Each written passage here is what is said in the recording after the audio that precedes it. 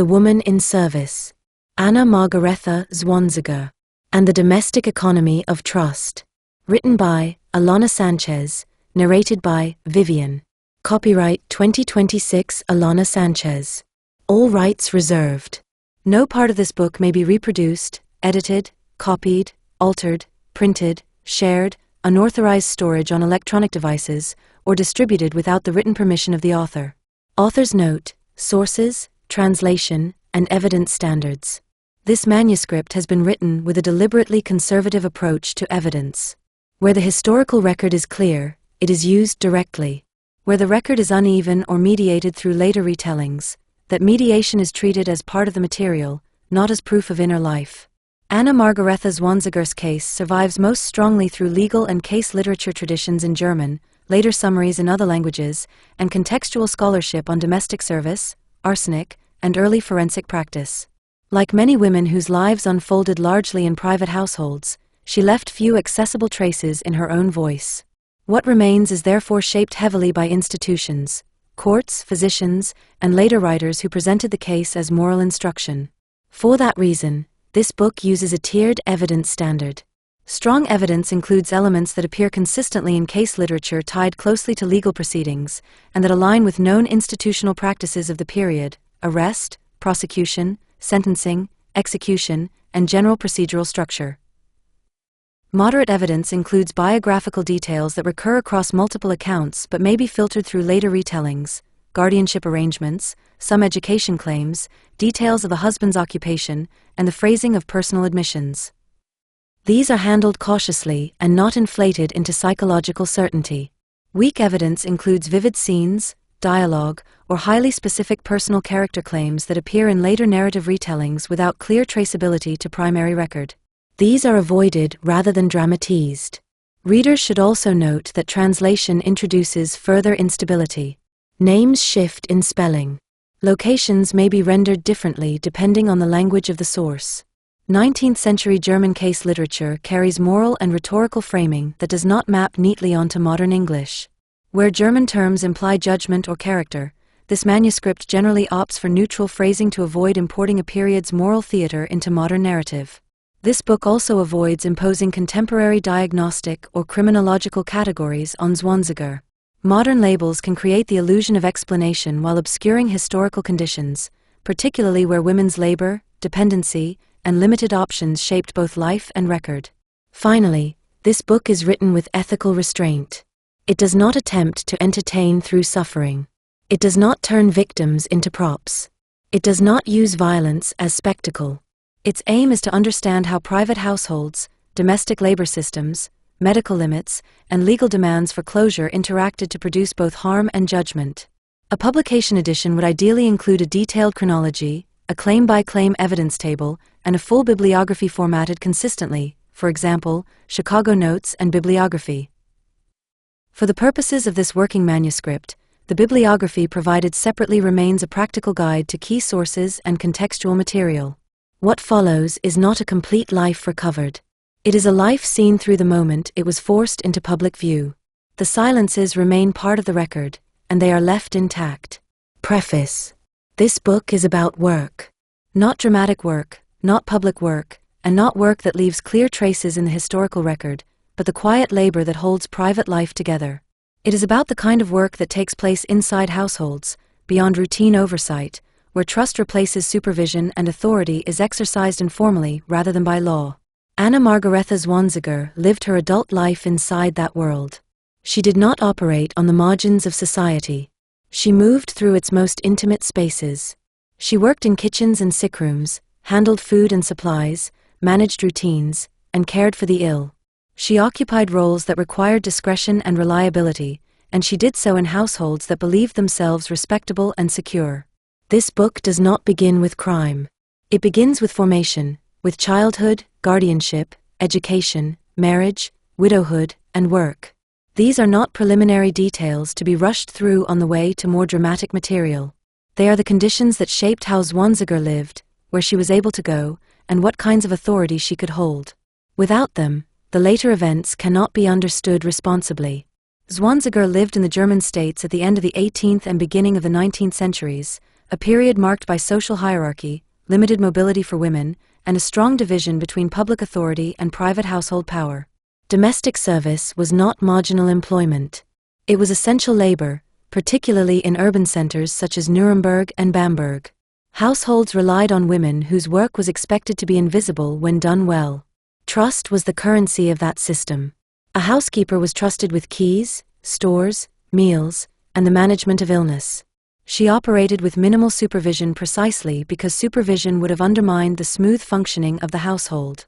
This arrangement was not careless. It was structural.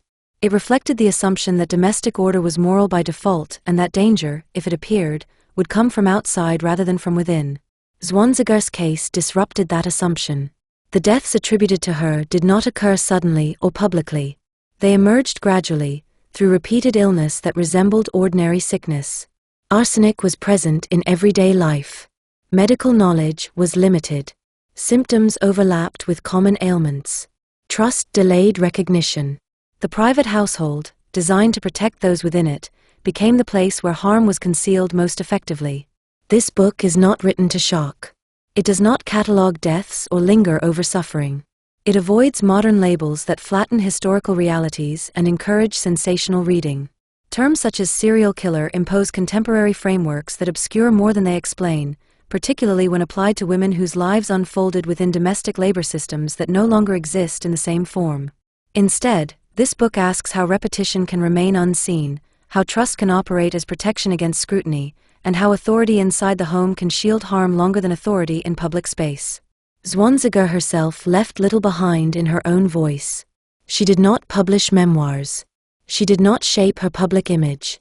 What survives of her life is uneven, sparse in childhood and work, dense at the point of arrest, trial, and execution. Much of what is commonly repeated about her early years comes from later case literature rather than from surviving independent documentation. These sources are treated here with care. Where details are uncertain, that uncertainty is made visible rather than resolved through invention. This book does not claim access to Zwanziger's inner life. It does not assign motive where evidence does not support it. It does not reconstruct emotions or private reasoning. Silence is treated as part of the historical record, not as a flaw to be corrected. The absence of voice is itself evidence of how women's lives were recorded, and how they were not. The legal proceedings that ended Zwanziger's life are addressed with the same restraint. Courts in the early 19th century German states sought closure and certainty, not complexity. They relied on confession, pattern, and probability in a context where forensic science was emerging but limited. The judgment delivered was final in legal terms, but it did not exhaust the historical questions raised by the case. Nor did the execution resolve the conditions that made the case possible. Domestic service remained essential.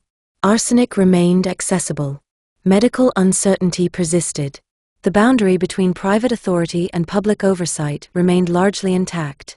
What changed was the story told about danger. It became concentrated in a single individual, allowing the system itself to remain largely unexamined. This book resists that narrowing.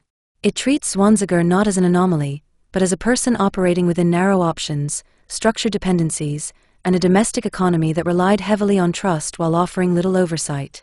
Her actions caused grave harm. They also exposed vulnerabilities that extended far beyond her individual life. The chapters that follow move deliberately and slowly. They expand the early years rather than compress them.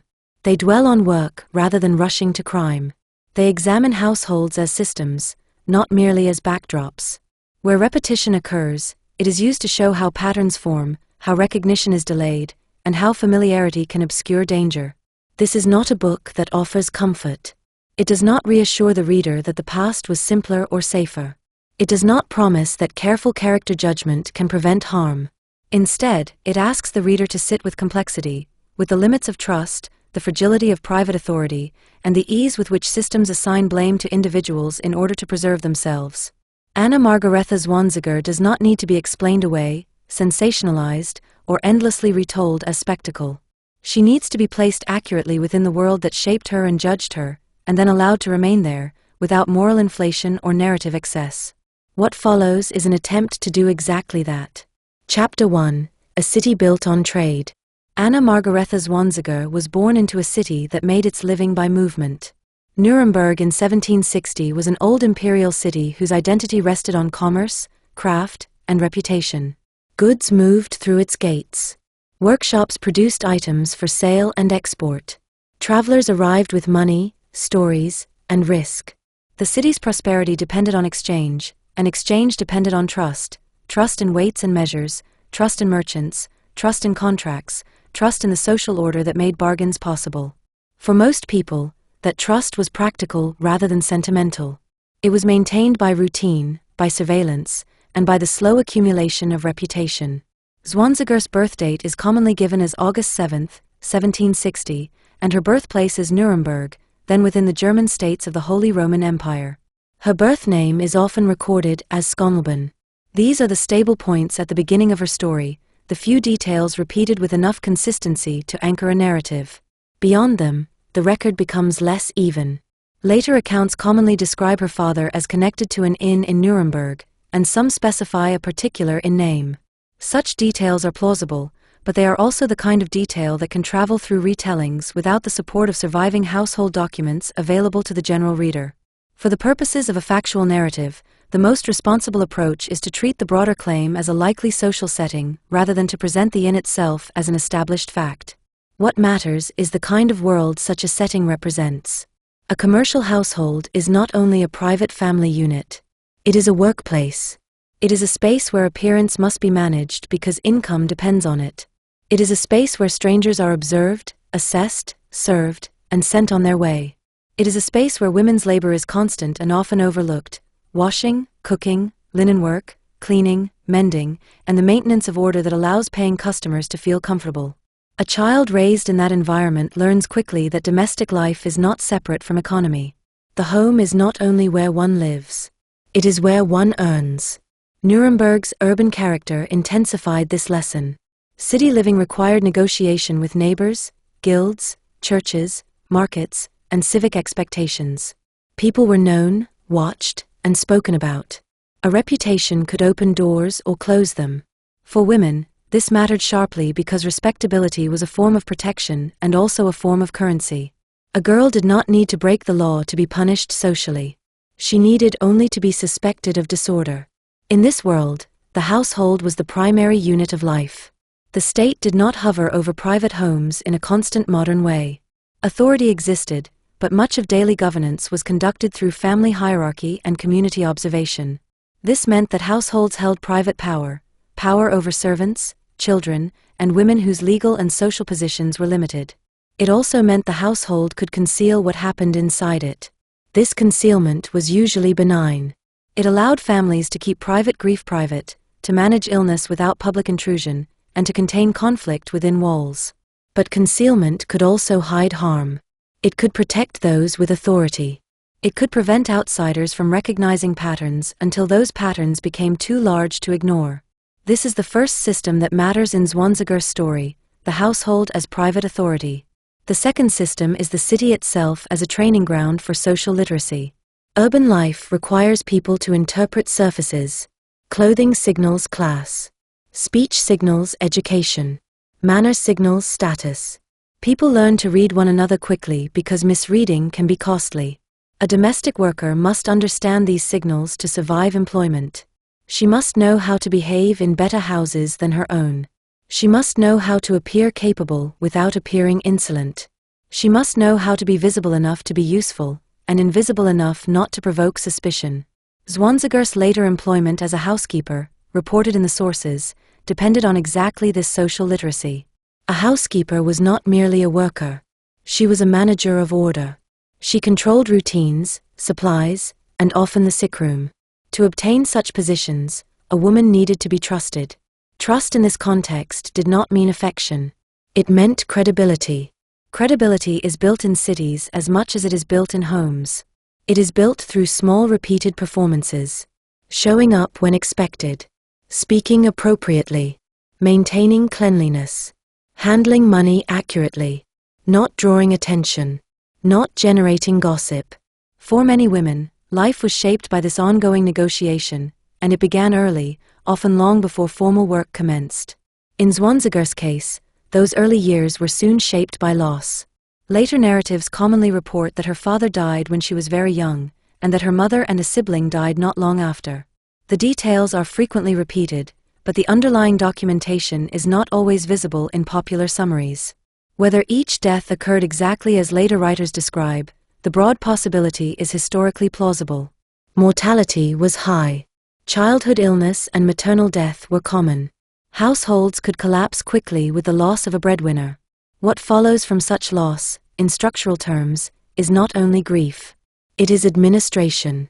An orphan child becomes a problem to be solved by relatives, guardians, or civic structures. The child's future is shaped by other people's resources and priorities. A girl's care arrangements may change repeatedly. Each move reshapes her attachments and her understanding of security. Stability becomes conditional. This is the third system, guardianship and placement. Nuremberg, like other cities of its time, had mechanisms for dealing with the children left behind by death. These mechanisms were not designed for the child's flourishing. They were designed for social order. A child needed to be placed where she would not become a burden, a scandal, or a threat. For girls, placement generally aimed at producing a woman who would be acceptable to marry or useful in service. The record of Zwanziger's early placements is thin, but later accounts often claim she was taken in by relatives and later by a guardian household. These claims may be correct. They also function within a familiar historical pattern. An orphan girl moved through households, learning how to behave in order to remain wanted. The discipline of this arrangement cannot be understated. A child living under guardianship learns quickly that love and stability may depend on conduct. Gratitude becomes expected. Obedience becomes enforced. Privacy becomes limited. The child is shaped into someone who can fit into other people's plans. This shaping is relevant because it produces one of the most persistent themes of Zwanziger's adult life, her capacity to exist inside other people's households. Whether she entered those homes later with honest intention, harmful intention, or a mixture of need and opportunity is not a question this chapter tries to answer. This book does not assign motive where evidence cannot sustain it. What it does establish is environment. A girl born into a commercial city, likely exposed early to household labor and reputation management, and then shaped by dependency and placement. This environment produces skills. It produces the ability to watch without being obvious. It produces control of speech and face. It produces practical competence in domestic routines. It produces an understanding that security is conditional. Such skills are not criminal. They are survival skills. They are also the skills that later allow a woman to be trusted, to be placed, and to gain access. This is why the story begins here, in Nuremberg, rather than later in court. The legal case against Zwanziger is the part of her life that survived most clearly in record. But the legal case is an ending, not a beginning. It is the moment her private life was forced into public view. To understand how that could happen, and why it took time for suspicion to form, the reader must first understand the ordinary systems that shaped a woman's life: city reputation, household authority, guardianship, and the narrow pathways available to women without independent means. Chapter 2, Guardianship, Placement, and the Discipline of Being Made Acceptable. For a child without parents, life did not unfold as a natural progression. It was arranged. When a household lost its adults, the question was not only who would feed the child, but who would claim authority over her. In the German states of the late 18th century, that authority most often fell to relatives, guardians, or patrons. The arrangement might be framed as charity or duty, but it functioned as administration. The child became a responsibility to be managed, and management carried expectations. For a girl, those expectations were narrow and persistent. Later accounts of Anna Margaretha Zwanziger's early life describe a sequence that is plausible for the period: early loss, followed by movement through care arrangements in and around Nuremberg, and then placement within a household with greater means. The details of each step are not equally secure in the surviving public record. Some versions identify a particular relative, a particular village, or a specific guardian station. Others generalize. For a factual narrative, the responsible approach is to keep the structure clear while acknowledging that the finer points are often repeated through later case literature, rather than surviving documentation that can be independently verified with ease. What matters most is not the exact address. It is the mechanism. Guardianship was a form of power. A guardian might be motivated by genuine concern, but the system itself was not designed to produce freedom. It was designed to produce order. The guardian controlled where a child lived, what she learned, whom she met, and ultimately where she would be placed as an adult. For an orphaned girl, guardianship meant that the center of her life was not her own preference but another person's decisions. This is often softened in later retellings by the language of rescue. Yet rescue and control were frequently intertwined. A child could be saved from hunger and simultaneously trained into obedience so thoroughly that survival came to feel conditional. Conditional survival shapes a person. It teaches a child to watch the mood of adults and adjust accordingly. It teaches her to avoid inconvenience, to anticipate criticism, to move quietly. It teaches her that affection may be offered, but approval must be earned. These lessons do not turn a child into a criminal. They turn a child into someone who can endure life under scrutiny. Scrutiny was constant for girls. A boy might be judged for work and conduct, but a girl was judged also for propriety. The smallest perceived impropriety could travel as gossip, and gossip could harm the prospects of placement into a respectable marriage or a reliable household position. For a girl without strong family protection, reputation could be both shield and weapon. She could not easily defend herself if she was spoken about. She could only work to prevent being spoken about at all. This is why the discipline of guardianship must be understood as more than household rules. It was training for a life in which reputation would determine safety. The goal of this training was acceptability. Acceptability was not the same as virtue. It was a social performance that signaled order, modest dress, quiet voice, industrious habits, piety, deference, cleanliness, predictable routine. A girl who learned to project acceptability could be trusted in another household. A girl who failed to project it could be treated as risky, and risk had consequences. Consequences were not always dramatic. They were practical. A girl who seemed difficult might be placed with poorer relatives. She might be taken out of better schooling. She might be sent into rougher service earlier. She might be moved again. The punishment for failing at acceptability was often not violence, but downgrade, fewer choices, harder work, thinner protection. In later accounts, Zwanziger is frequently described as receiving a relatively strong education for a girl of her background. This is usually presented as part of her guardian's influence and as evidence of her suitability for higher domestic roles. Whether the education included basic French, or whether that detail has been embellished over time, is less important than the broader fact that literacy and numeracy were treated as valuable tools for a respectable woman's placement. Education, in this context, was not a ladder out. It was a refinement of usefulness. A girl who could read and write could be employed in households that required discretion. She could keep lists, manage stores, follow written instructions, and carry messages. She could handle small accounts and appear competent in front of employers. She could also be trusted with tasks that required quiet authority, organizing servants, supervising purchases, managing linen cupboards, and keeping a home functioning smoothly. This kind of work relied on trust and invisibility at once. A competent domestic worker was expected to know everything that mattered to the household and to speak of none of it outside. She was meant to anticipate needs and prevent disorder. When she succeeded, her labor disappeared into the appearance of a well-run home. When she failed, she became visible and blamable. To train a girl for such work was to train her in controlled presence, present enough to act, absent enough not to threaten. It is also likely that religion played a strong role in this training. Piety was not only belief, it was evidence of order. A pious girl could be considered safer. She could be trusted to behave appropriately, to accept authority, and to keep her place. Religious instruction reinforced obedience and shaped how girls were expected to interpret hardship, as trial, as duty, as something to endure rather than challenge. This matters because it places a young woman's emotional life inside a moral framework that discourages protest.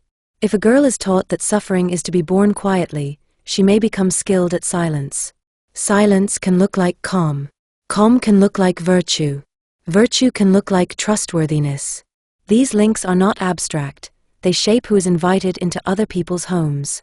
The most significant feature of Zwanziger's early formation, as it appears in later accounts, is that she was trained to be placed. Placement was the end point of guardianship. The guardian's obligation was not to help the child become self-supporting in a modern independent sense.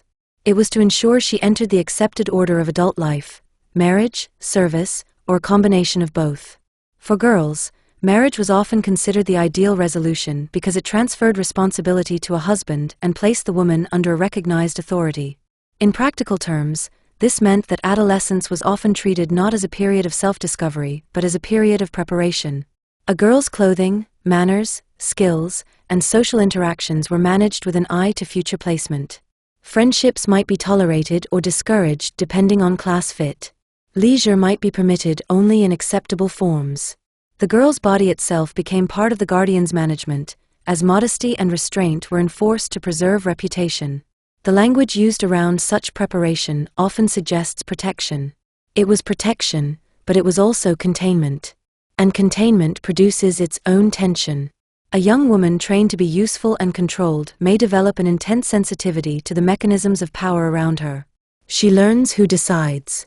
She learns what language persuades.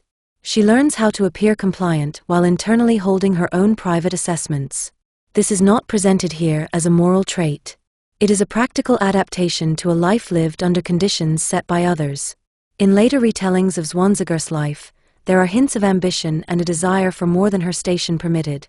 Such hints may be drawn from statements recorded during legal proceedings, or they may be interpretive projections imposed by later writers who wanted a motive that felt familiar. Either way, it is important to understand that wanting more was not itself unusual. What was unusual was the narrowness of legitimate paths available to women who wanted it.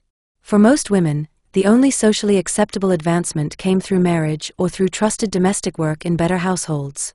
Both required reputation. Both required compliance. Both demanded that a woman's desires be expressed indirectly, if at all. By the time Zwanziger reached marriageable age, she was, by most accounts, positioned within this system. She had been shaped for acceptability and trained in the skills that could make her employable.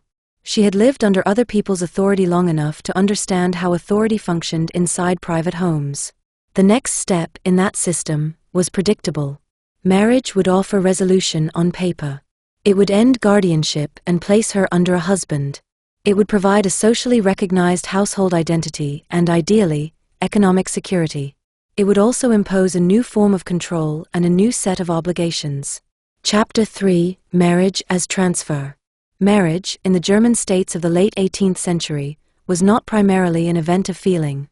It was an arrangement of order.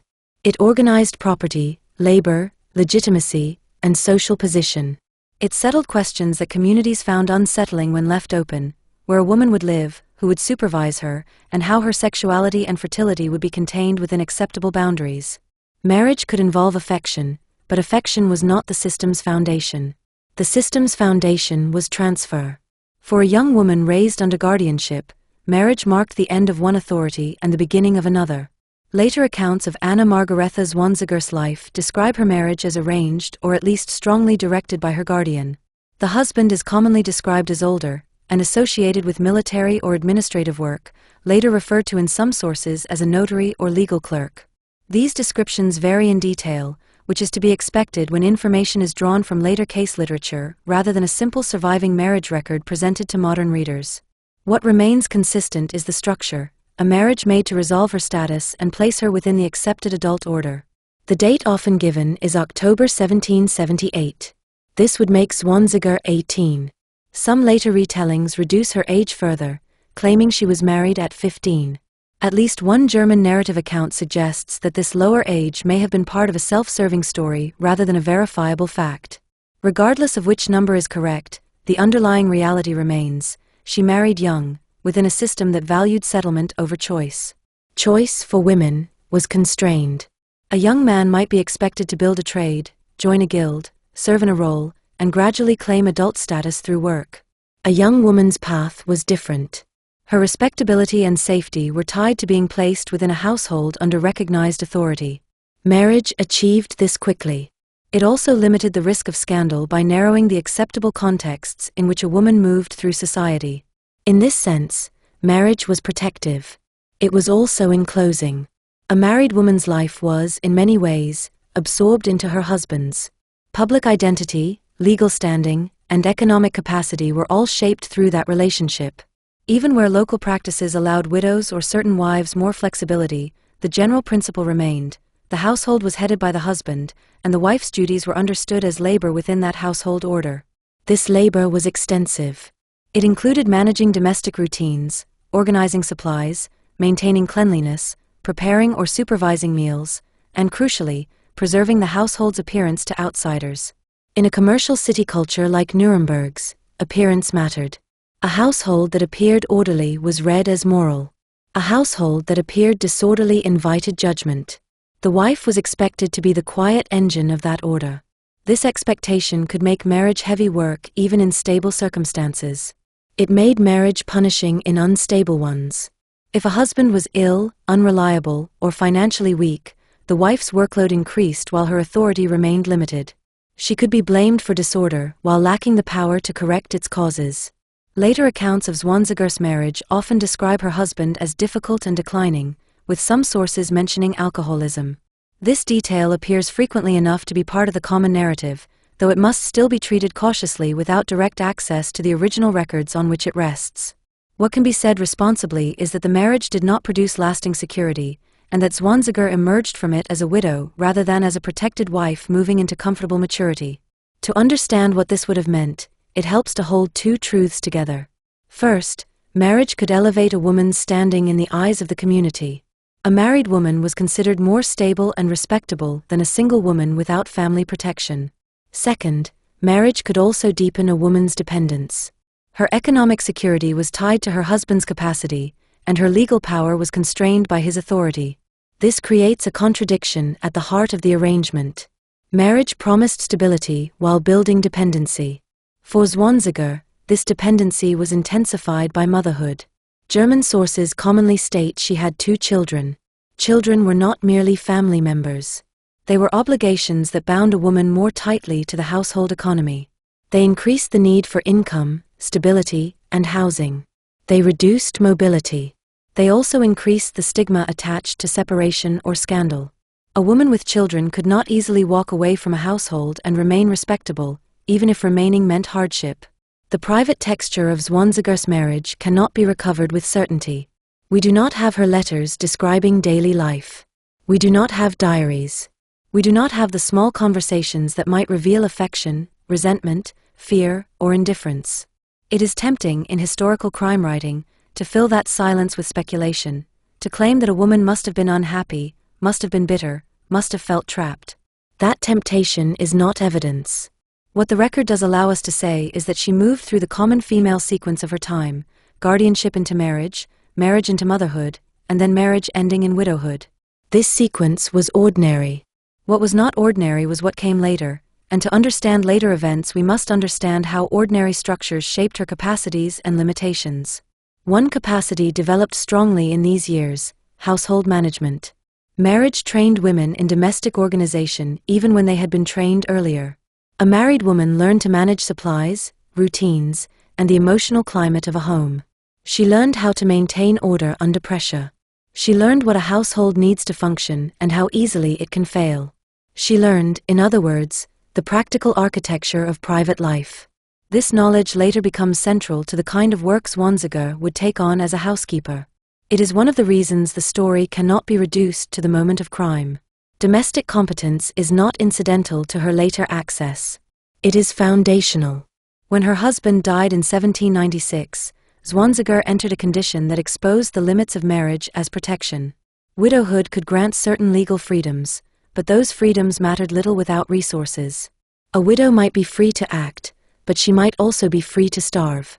The death of a husband did not simply remove control. It removed income, housing security, social standing, and the household structure that had been the wife's entire authorized world. For a widow with children, the loss was immediate and practical. This is where the story shifts from settlement to scramble. Chapter 4: Widowhood as Exposure. Widowhood begins with a death, but it quickly becomes a set of practical questions. Where will you live? How will you eat? Who will look after the children? What will the neighbors say? Who will offer help, and what will they expect in return? In the German states at the end of the 18th century, widowhood could grant a woman a different legal and social position, but it did not guarantee safety. It often meant the removal of the very structures that made survival possible: income, housing, and the shield of a husband's public identity. For a woman with children and limited means, widowhood was less a release than a form of exposure. Anna Margaretha Zwanziger became a widow in 1796. German sources generally agree on that year, even as they differ on how they describe her husband and the conditions of the marriage. What matters is the consequence. She was left with dependents and without reliable security. The first and most immediate pressure was economic. A married woman's domestic labor is often treated as natural rather than productive, as if it simply belongs to her role. Widowhood makes the economic value of that labor visible by removing the environment it served. The widow still possesses household competence, the ability to manage food, routine, supplies, and care, but she no longer has a household that is hers by recognized authority. If she has no property, her competence cannot generate income without being converted into employment. This conversion is not simple. Work available to women was gendered and stratified. A widow could take in washing. She could sew. She could perform piecework. She could sell small goods. She could clean. These forms of work were common, but they were often poorly paid and physically punishing. They also exposed women publicly. A woman working in the street or at a market table carried different social risk than a woman working behind doors. Public work invited judgment and gossip. For widows, whose respectability was both fragile and crucial, this judgment mattered. Respectability was not a luxury. It was a survival mechanism. A respectable widow might receive charitable support from neighbors, church-linked networks, or kin. She might be able to secure better employment. She might be treated as unfortunate rather than suspect. An unrespectable widow, by contrast, could be treated as dangerous, selfish, or sexually disorderly. Such reputations could close off assistance and employment. They could also bring unwanted attention from authorities, particularly in communities concerned with moral order. This is why widowhood required not only work, but performance. A widow had to appear deserving. She had to appear modest. She had to appear industrious. She had to demonstrate grief in an acceptable way, not too loud, not too indifferent. She had to care for her children visibly. She had to signal that she remained within moral boundaries even without a husband's supervision. This expectation was particularly sharp for widows who were not supported by property or a strong family network. Without such support, she became dependent on other people's willingness to see her as safe. Dependence is the common thread in Zwanziger's life. As a child under guardianship, her life was shaped by other people's decisions. As a wife, her security depended on her husband's capacity. As a widow, her survival depended on the willingness of others to employ her, house her, or assist her. At no stage is there clear evidence of independent economic power. This matters because it narrows the range of legitimate choices available to her. Widowhood also complicated motherhood. A widow with children did not merely need income. She needed arrangements. Children required food, clothing, and supervision. If the widow took work outside the home, who watched the children? If she took work inside another person's home, could she bring the children? If she placed the children elsewhere, could she trust that arrangement, and could she withstand the judgment that followed? The record of Zwanziger's children is sparse. German summaries note that she had 2 children, but they do not preserve daily detail. This absence is typical. Working women's child care arrangements rarely enter the formal record unless something breaks, a dispute, an accusation, a scandal. Yet the absence of detail does not mean the children were irrelevant. It means the archive does not prioritize that part of life. For a responsible narrative, this creates a boundary. We can describe the pressures likely faced by a widowed mother without inventing the specifics of how she solved them. Widowhood often required mobility. When a household loses income, it may shrink quickly. A widow may be forced into cheaper rooms, different towns, or into living with relatives. Mobility can be treated, in later crime narratives, as evidence of deception or instability. In reality, mobility is often the ordinary response to economic pressure. A woman moves because rent must be paid. She moves because work is scarce. She moves because reputation has become a burden. She moves because she must find someone willing to take her in. Later retellings of Zwanziger's life often describe her moving between places and, at times, repositioning herself socially. Some versions include mention of name variation or alias. This too can be interpreted in different ways. It can be read as deception. It can also be read as practical survival within a society where a damaged reputation could become lethal to employment prospects.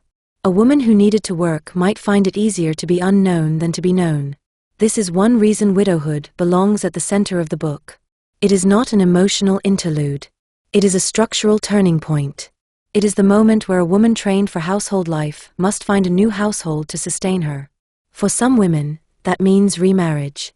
For others, it means service work, not the roughest forms of service, but trusted forms of service, where lodging and meals are provided and where respectability can be preserved through enclosure. A housekeeper position could provide exactly that. It could offer regular food, a bed, a recognized role, a respectable address, a form of authority within the household. It could also, importantly, offer distance from public scrutiny. A woman working within private homes could remain socially quiet. Her name would not necessarily circulate in the same way it might if she were working publicly. Her life could be bounded by doors. The attraction of such work is obvious. The risk is less obvious until something goes wrong, when the private household becomes a site of suspicion and the worker who depended on its enclosure becomes suddenly exposed. Widowhood, then, pushes the narrative toward the world that will later shape the case: domestic service as both protection and vulnerability. Zwanziger's skills, literacy, household competence, controlled manners, would have made her employable at a higher level than many women. Those skills did not free her. They made her useful.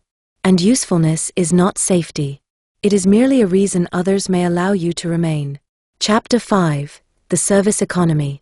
Domestic service in the German states around 1800 was not a single job. It was a system. It linked households to markets, employers to workers, and private order to public reputation. It was sustained through informal networks of recommendation and through a shared understanding that the home was both workplace and moral unit. For women without property or independent trade, service was one of the few pathways that offered steady food and lodging while preserving a form of respectability. That pathway came with conditions. A servant did not simply sell labor. She sold reliability. She sold discretion. She sold a version of herself that an employer could trust inside the most private spaces of life. This is why the service economy is, in many ways, a trust economy. For widowed women like Anna Margaretha Zwanziger, service could be both refuge and trap. It offered enclosure. It offered routine. It offered survival without public exposure. It also required submission to household authority and placed a woman's livelihood entirely in the hands of employers whose judgments could be swift and, at times, arbitrary. To understand how Zwanziger could later hold positions of intimate access, it is necessary to understand how service was organized. In most households, domestic labor was arranged in a hierarchy. At the lowest levels were tasks defined by physical effort and visibility: hauling, scrubbing, washing, outdoor errands, repeated heavy work. These tasks were essential but poorly regarded. Workers performing them were often easily replaced. Above these roles were skilled domestic positions: cooks, laundresses, seamstresses, child attendants. These roles required training and experience. They offered slightly more security, but they were still subject to intense oversight. A cook could be blamed for spoiled food. A child attendant could be blamed for illness. The worker's competence was constantly measured against the household's expectations. Above these were managerial roles: the housekeeper and, in larger homes, senior servants who coordinated others. These roles required not only skill but authority. They demanded literacy and numeracy, the ability to keep track of supplies, manage purchases, supervise servants, and maintain household routines without constant instruction. These roles were closer to the household's private core. They depended on trust more than most. A housekeeper was trusted with keys. She controlled storage cupboards. She supervised linen. She oversaw food supplies and, in many households, participated in or directed meal preparation. She may have handled cash for daily purchases. She often coordinated the household during illness. She was, in effect, the person who made the home appear orderly. When the house appeared orderly, the employer's reputation was protected. When it appeared disorderly, the employer was judged. Service, therefore, was not merely about labor. It was about social performance. A household employed servants not only to do work, but to produce the appearance of a well-governed private world. The servant's ability to remain discreet and competent was part of the employer's social standing. This explains why recommendation mattered so much. A household rarely wanted to take the risk of employing a stranger without endorsement. The home was private. It contained valuables, family members, intimate details, and the daily vulnerabilities of illness and habit. To bring a new worker into that space was to invite a witness. Recommendations reduced risk by extending trust through a chain. A woman seeking a place had to be vouched for. This vouching could come from previous employers, from relatives, from church-linked networks, from neighbors, or from local figures regarded as respectable. The recommendation was often less about technical skill than about perceived character. Was she orderly, modest, not given to drink, not given to gossip, not given to trouble? The problem was that character is not easily verified. It is inferred from performance. A woman could be judged respectable because she spoke quietly, dressed neatly, and appeared grateful. She could be judged competent because a previous employer praised her. She could be judged safe because she looked like the kind of woman a household believed would be safe. Trust could be granted based on signals rather than knowledge. This is where the domestic economy of trust becomes both practical and fragile. Households had no alternative.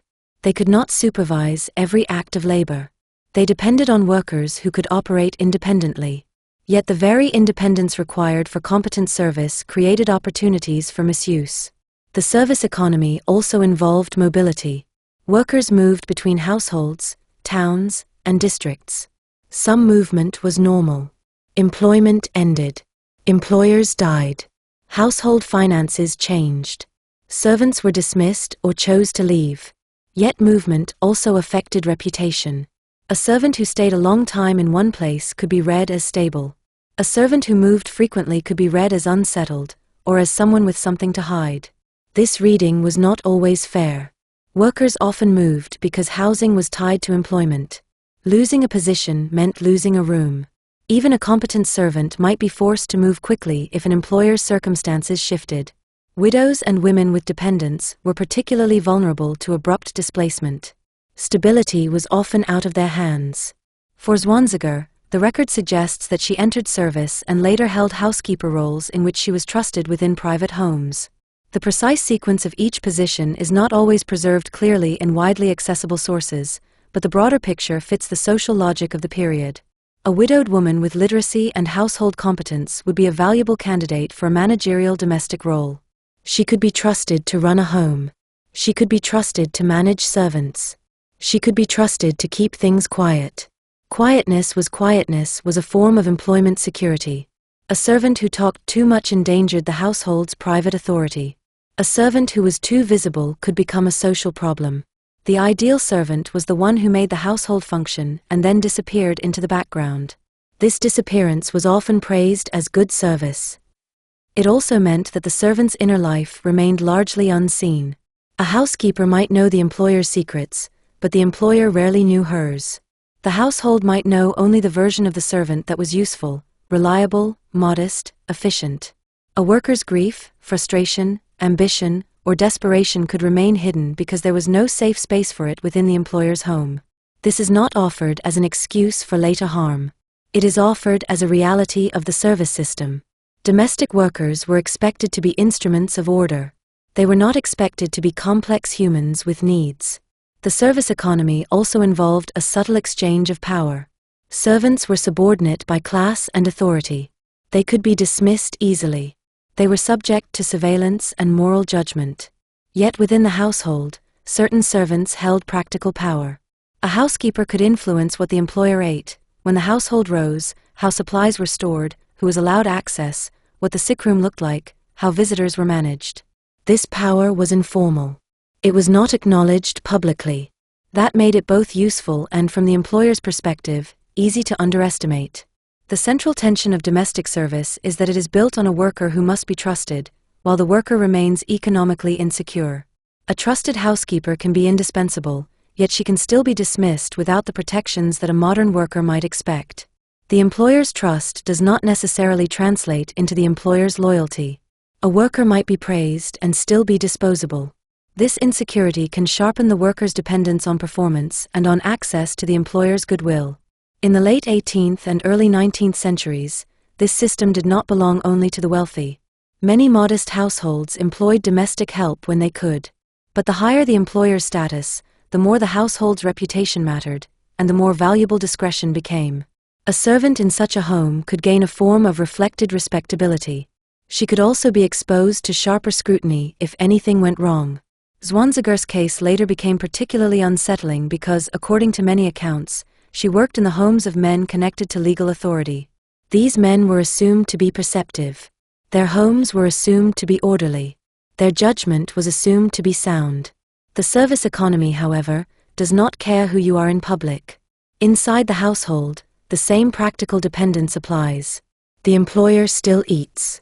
The employer still falls ill. The employer still sleeps. The employer still relies on someone else's hands to keep the private world running. This is the domestic economy of trust. It is not sentimental. It is not moral. It is a system of necessary reliance built into everyday life. It can function safely for decades. It can also fail catastrophically when the wrong assumptions hold for too long. Chapter 6: The Housekeeper as Authority. The housekeeper was not simply a servant. She was an administrator of private life. In households that employed staff, the difference between chaos and order often rested on one person who understood routines, stores, and standards well enough to keep everything moving without constant instruction. That person was often the housekeeper. She did not own the household, but she ran it. She did not hold public authority, but she exercised daily control. She did so quietly, through habit and access. This is why the housekeeper role matters so much in Zwanziger's story. It is not a background detail. It is the mechanism by which a woman could become trusted, embedded, and capable of acting without being watched. To understand that mechanism, it is necessary to name what a housekeeper typically controlled. First, she controlled keys. Keys in a household were not symbolic. They were power. They opened cupboards where food was stored, chests where linen was kept, and rooms where valuable items might be placed. A housekeeper with keys had access to what other workers did not. She could decide what was used and what was rationed. She could decide which supplies were available and which were out. She could determine the rhythm of the household by determining what was ready. Second, she controlled stores. Households around 1800 did not operate on daily supermarket logic. They stored what they could. Flour, salt, preserved foods, spices, fats, soap, candles, and other necessities were kept and managed. Storage required organization because waste was costly. Spoilage mattered. Theft was feared. A housekeeper's competence was measured partly by her ability to prevent loss and maintain steady supply. Third, she controlled the kitchen economy. Even when a household employed a cook, the housekeeper might supervise purchases, approve use of ingredients, and manage the broader household routine around meals. Food was central to household order. It was also central to household satisfaction. A good meal was evidence of competence and prosperity. A poor meal invited judgment. The worker most associated with that judgment was often the person who managed the system behind the kitchen. Fourth, she controlled the flow of information. Domestic workers knew things about their employers that employers often preferred not to be known publicly. Illness, quarrels, money problems, private habits, anxieties, relationships, these could all be observed inside the home. A housekeeper, positioned above other servants, often heard more, saw more, and was told more. Discretion was not merely a moral expectation. It was part of her employment contract, even if it was not written as such. This control of information is one reason housekeepers were valued. It is also one reason they could become feared. Finally, and most significantly for this case, the housekeeper controlled the sick room. Illness was common. Medical care was limited. Doctors did not remain inside the home all day. They visited, advised, prescribed, and left. The daily work of nursing, preparing broth, timing medicine, changing linens, keeping rooms clean, managing visitors, monitoring symptoms, was often performed by women in the household, wives, daughters, and domestic staff. A housekeeper could become the organizer of that care. She could decide what the sick person consumed. She could decide what was brought into the room.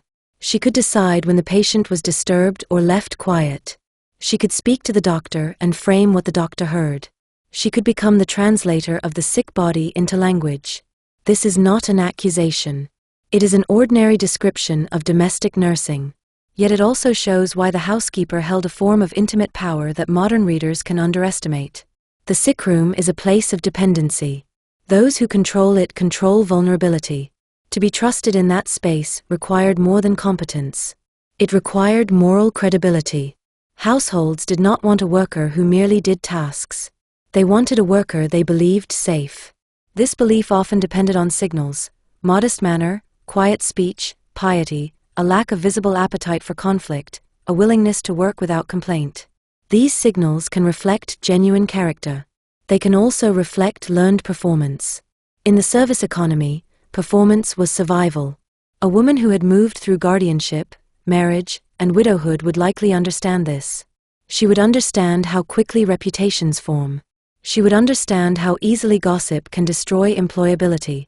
She would understand that employers do not hire only skills, they hire the story they can tell themselves about the person entering their home. The housekeeper role therefore invited a particular kind of self-presentation. Not flamboyant, not assertive, not visible in ways that would compete with the employer's authority. Instead, steady, dependable, calm. A woman who could keep a household running smoothly without appearing to claim credit for it. This is why housekeepers, at their best, could become nearly invisible. Their work was recognized through its absence of disruption. Invisibility can be rewarded with trust. It can also be exploited. Again, this is not a moral statement. It is a structural one. The more a household trusts a worker, the less it monitors her. Monitoring costs time and creates friction. In a household that wants to feel orderly, monitoring is often reduced to periodic checks and reliance on assumed character. A housekeeper, then, is trusted because the household needs her to be. This trust is reinforced through routine. A household wakes each day and finds that meals are prepared, rooms are clean, supplies are stocked, and tasks are completed. The worker becomes part of the environment. Her presence no longer registers as a person with independent agency. She becomes a function, and functions are rarely suspected. The most unsettling aspect of Zwanziger's case is that it appears, in later accounts, to have unfolded within households where trust should have been accompanied by caution. If she did indeed work for men connected to legal authority, then those men were trained to assess evidence and character. Yet the household is not a courtroom. It does not operate on cross-examination. It operates on habit. Habit dulls suspicion. Habit also creates its own language of explanation. If a household member becomes ill, the assumption is illness. If the illness recurs, the assumption is weakness or misfortune. If a second person falls ill, the assumption often shifts outward: bad food, bad water, seasonal sickness. Only when patterns become too persistent does the household begin to consider internal causes. By then, harm may have been repeated more than once. This delayed recognition is not stupidity. It is a predictable outcome of a domestic system built on trust and privacy. The housekeeper is central to that system. She is central because she holds access. She is central because she handles what the household consumes. She is central because she manages the sick room. She is central because she keeps the household secrets. Without her, the household becomes more visible, more chaotic, and more exposed to judgment. This means that the housekeeper, when suspected, becomes a particular kind of threat. She is not just an intruder. She is an insider. Her betrayal, if believed, is experienced as a violation of the household's core assumptions. This is why the case provoked such enduring unease. It did not suggest danger outside. It suggested danger inside, danger embedded in the very labor that made private life possible. The chapter structure that follows this point is deliberate. This book does not rush into a list of deaths. It moves through the conditions that made the later pattern possible: domestic access, ordinary poisons, and the limitations of detection. It shows how a private household, designed to be a safe unit, can become a place where harm remains unseen precisely because the people inside it prefer to believe in the safety of their own arrangements. Chapter 7: Arsenic as an Everyday Substance. To understand how poisoning could occur in ordinary households, it is necessary to begin with the ordinary. Arsenic was feared because it was lethal, but it was also present because it was useful. This is a difficult fact for modern readers, who often imagine poison as something rare and deliberately sought. In the German states around 1800, harmful substances could exist within domestic environments in ways that did not automatically trigger alarm. They sat among the materials of everyday life: powders used in cleaning, substances used in pest control, compounds associated with trades and household maintenance. A household did not need to keep poison, as a criminal might. It needed only to keep what it used. This ordinary presence matters because it shaped what people were prepared to believe when illness appeared. If a substance is rare, its discovery feels like proof of intention. If a substance is common, its discovery requires interpretation. It becomes necessary to decide not only what is present, but why it is present, and how it came to be used. Arsenic is a substance that invites this ambiguity. It could enter a household through legitimate channels, through purchases intended for a practical purpose, through items brought in from trade, through powders kept for particular tasks, or through mixtures that were understood in folk and household practice as useful. The exact everyday uses of arsenic varied by place and time, and a responsible narrative avoids claiming a single universal list. What matters is that the line between domestic utility and domestic danger was not always bright. When danger is useful, it becomes familiar. When it becomes familiar, it becomes less visible. That is the first condition that allowed poisoning to be concealed, not the genius of the poisoner, but the environment in which dangerous substances could sit without constant attention. The second condition was storage and handling. Households stored supplies. They stored food. They stored powders and soaps and items used for maintenance. Storage depended on routine. Containers might be reused. Labels might be minimal or absent. Servants, especially housekeepers, were expected to know what was what.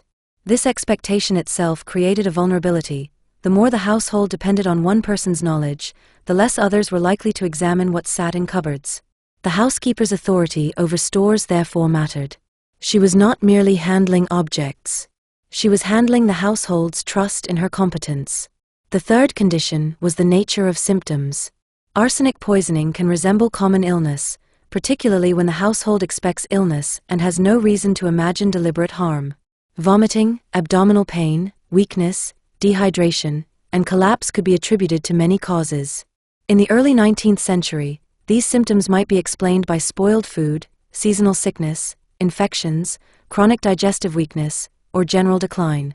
In households where people commonly experienced illness and where medicine offered limited certainty, symptom similarity did not automatically produce suspicion. Illness was often interpreted through the lens of constitution. Some bodies were believed naturally weak. Some people were believed prone to nervous or digestive complaints. A household might come to accept a member's recurring sickness as part of who they were. In such an environment, poisoning could hide behind an existing narrative of fragility. This is why the domestic context matters. Symptoms do not exist in isolation. They are interpreted within the assumptions of those observing them. The fourth condition was domestic nursing. Doctors were not constant presences in the home. They visited. They advised. They prescribed. The daily management of illness belonged to the household, to wives, female relatives, and domestic workers. This meant the sickroom was shaped primarily by lay practice rather than professional oversight. Food and drink were central to care. Broths, teas, small meals, and medicines mixed into liquids were given regularly. The person responsible for preparing these items held practical control over what entered the sick body. That person, in many cases, was a woman. A housekeeper could be the organizer of this entire process. She could coordinate meals, medicines, and linens. She could keep the room quiet. She could decide what was served when and in what form. She could frame the patient's symptoms to the doctor, emphasizing or downplaying particular details. This is another critical point. In illness, the boundary between observation and interpretation is thin. What a doctor learns often depends on what the household reports. If the household is calm, the doctor may assume the illness is manageable. If the household is alarmed, the doctor may look for more serious causes. The household therefore shapes medical attention through its own perception and its own language. This does not mean that the household can control the doctor's judgment entirely. It means that medicine is not performed in a vacuum. It is performed within social relationships. The fifth condition was time. Poisoning cases become easier to recognize when they involve sudden collapse or obvious tampering. They become harder to recognize when effects unfold gradually, when sickness appears and recedes, and when the household becomes accustomed to managing repeated illness. Gradual change is easier to normalize. It encourages households to adapt rather than to suspect. Adaptation can become a form of denial. A household that repeatedly experiences illness may begin to treat illness as routine. It may focus on coping rather than investigating. It may avoid disturbing the household's sense of itself by seeking explanations that keep trust intact. This is where arsenic, domestic nursing, and trust intersect. The household relies on the housekeeper to manage illness. The housekeeper's competence reassures the household. That reassurance reduces scrutiny. Reduced scrutiny increases the capacity for repetition. Again, this is not a claim about Zwanziger's intentions in each moment. It is a description of how a domestic system could allow repetition to occur without immediate recognition. The later accounts of Zwanziger's case often highlight a particular domestic substance, salt, as a focal point of suspicion. Salt was used daily and stored in the household. If a household supply of salt was contaminated with arsenic, it would explain repeated illness without requiring multiple separate acts of administration. It would also mean that ordinary cooking could become harmful without appearing unusual. The significance of salt is not only chemical. It is social. A household that discovers contamination can initially preserve the comforting idea of accident. Perhaps the salt was mistakenly stored, perhaps it was purchased wrongly, perhaps it was tainted at source. This explanation delays direct accusation. It allows the household to continue believing that no one inside intended harm. Only when the question of access becomes unavoidable does suspicion turn toward individuals. This gradual move from substance to suspect is one of the reasons cases like Zwanziger's unfold as they do. The household prefers explanations that maintain domestic order. It moves toward suspicion only when those explanations collapse. Arsenic, then, is not only a poison. It is a test of domestic confidence. Its presence forces a household to decide whether it believes in its own safety. By the time a household begins to question that safety, the past often reopens. Earlier illnesses are reconsidered. Earlier deaths are reinterpreted. The household story about itself is revised under pressure. Chapter 8: Illness, Routine, and Delayed Recognition. Most households do not meet illness with investigation. They meet it with care. They change routines. They prepare softer foods. They keep the room warm. They fetch the doctor. They wait. When symptoms ease, they breathe again. When symptoms return, they adjust. Over time, care becomes a kind of rhythm, and the household learns to live inside uncertainty. This rhythm is one of the reasons repeated harm can remain unseen. In the German states around 1800, illness was common. Child deaths were common. Adult bodies failed from infections, chronic conditions, and injuries that could not be properly treated. Many symptoms looked the same to families and even to physicians. This meant the presence of sickness in a household did not automatically signal danger. It signaled life as it was. Against this background, poisoning had an advantage that did not depend on cunning. It depended on the way illness was already expected. When a person vomited, complained of stomach pain, weakened, and collapsed, the household did not need to imagine an external agent. It could imagine spoiled food, seasonal illness, a fragile constitution, or a sudden infection. These explanations were not evasions. They were reasonable interpretations shaped by experience. Interpretation is always shaped by what a household wants to believe. People do not naturally begin by suspecting the person they rely on. They begin by protecting their sense of safety. If danger can be explained as misfortune, then the household's order remains intact. If danger must be explained as betrayal, then the household must accept that it has been living under false assumptions. For employers, especially those with public status, this acceptance is difficult. It implies failure of judgment. It implies vulnerability. It implies that authority does not reach into the home in the way they may prefer to imagine. This is why delayed recognition is not simply ignorance. It is a psychological and social process. The household's first response to repeated illness is often to widen explanations rather than narrow them. If one person is sick, the person is blamed: weakness, sensitivity, stress. If another person becomes sick, the environment is blamed: water, food quality, the market, the weather, the season. If a third person becomes sick, The household may begin to believe it is unlucky, afflicted, or living under some persistent unhealthy condition. Only later does the household consider internal sources, stored supplies, cleaning powders, medicines, and most unsettlingly, the possibility of deliberate interference. This progression protects trust as long as possible. Trust is not a purely personal emotion in this context. It is functional. It allows the household to operate. A household that distrusts its own workers becomes dysfunctional. It must supervise constantly, and constant supervision is costly and socially uncomfortable. The employer would rather believe that illness has an external cause than accept that the person managing the household's core routines may be unsafe. Illness also creates dependence that intensifies trust. When someone becomes unwell, their autonomy reduces. They cannot prepare their own food. They cannot fetch water. They cannot easily monitor their own surroundings. They become reliant on those who are healthy and present. In a household with servants, that reliance often falls on the servant who has authority and competence, the housekeeper. This places the housekeeper in a powerful position without requiring overt assertion. Her power is created by need. She decides what is served. She decides what is brought into the room. She decides which remedies are tried. She decides how often the room is disturbed. She decides what the doctor is told first. She may do these things for the household's good, as the role requires. The point is not that such power is inherently corrupting. The point is that it exists, and it exists within a system that rarely names it openly. Because the power is rarely named, it is rarely scrutinized. In many households, the sick room is also a moral space. It is where care is expected, where women are praised for patience, where piety is displayed, where the household's values are performed.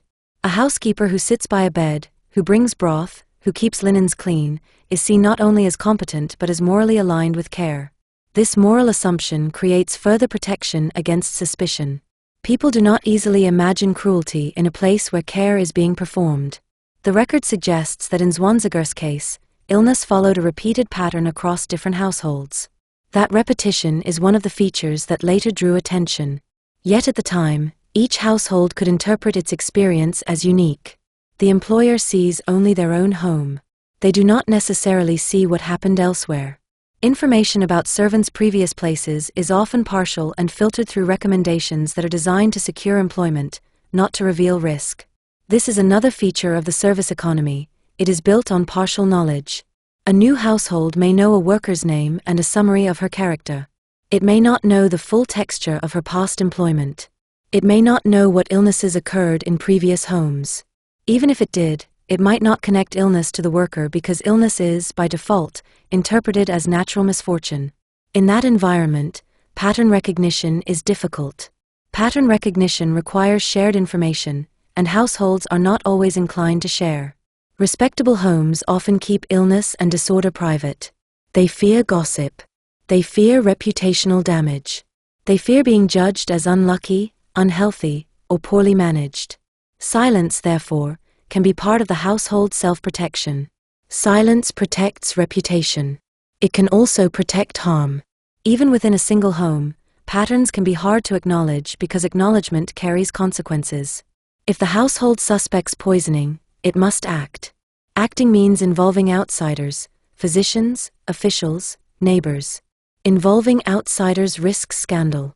It risks public knowledge of private vulnerability. Many households will hesitate as long as they can. This hesitation is a form of delayed recognition. In cases where illness repeats but does not kill immediately, hesitation can stretch over weeks and months. Each improvement resets hope. Each decline can be framed as relapse rather than interference. The household becomes caught in a cycle where it is always reasonable to wait a little longer. In that cycle, the person providing care can become even more trusted. Gratitude is powerful. When someone improves, the household thanks those who helped.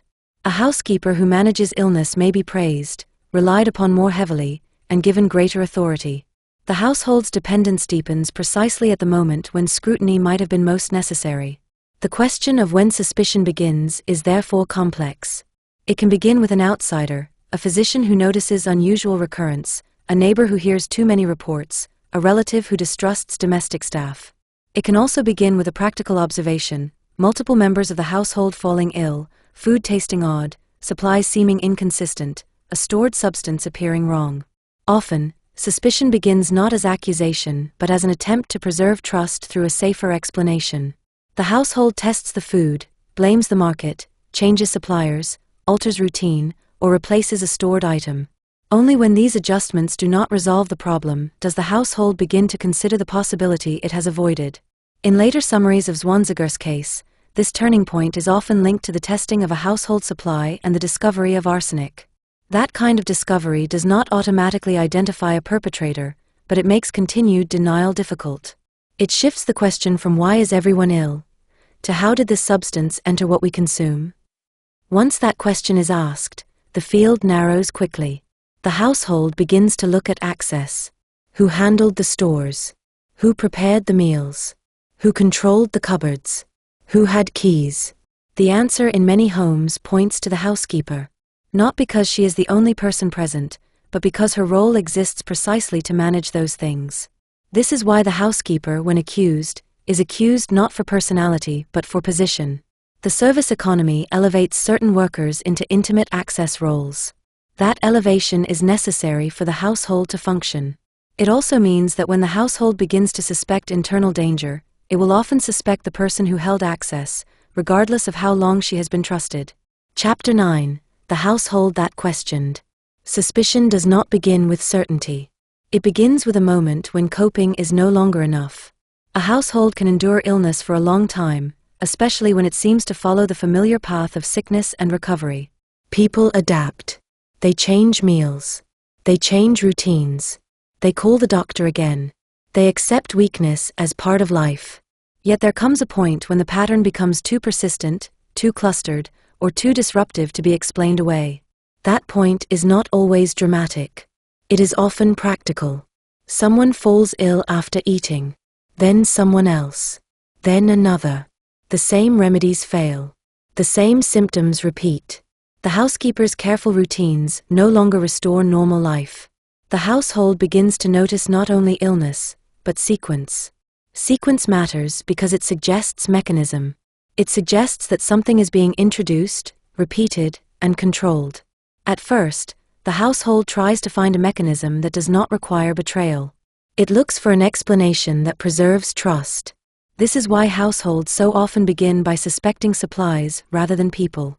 Supplies can be blamed without moral rupture. Food bought at market can be tainted. Water can be bad. A stored substance can be mistaken for another. A container can be contaminated. These explanations allow the household to believe it remains fundamentally safe, and that the danger is an external intruder that can be removed through better management. This is the stage at which testing becomes possible.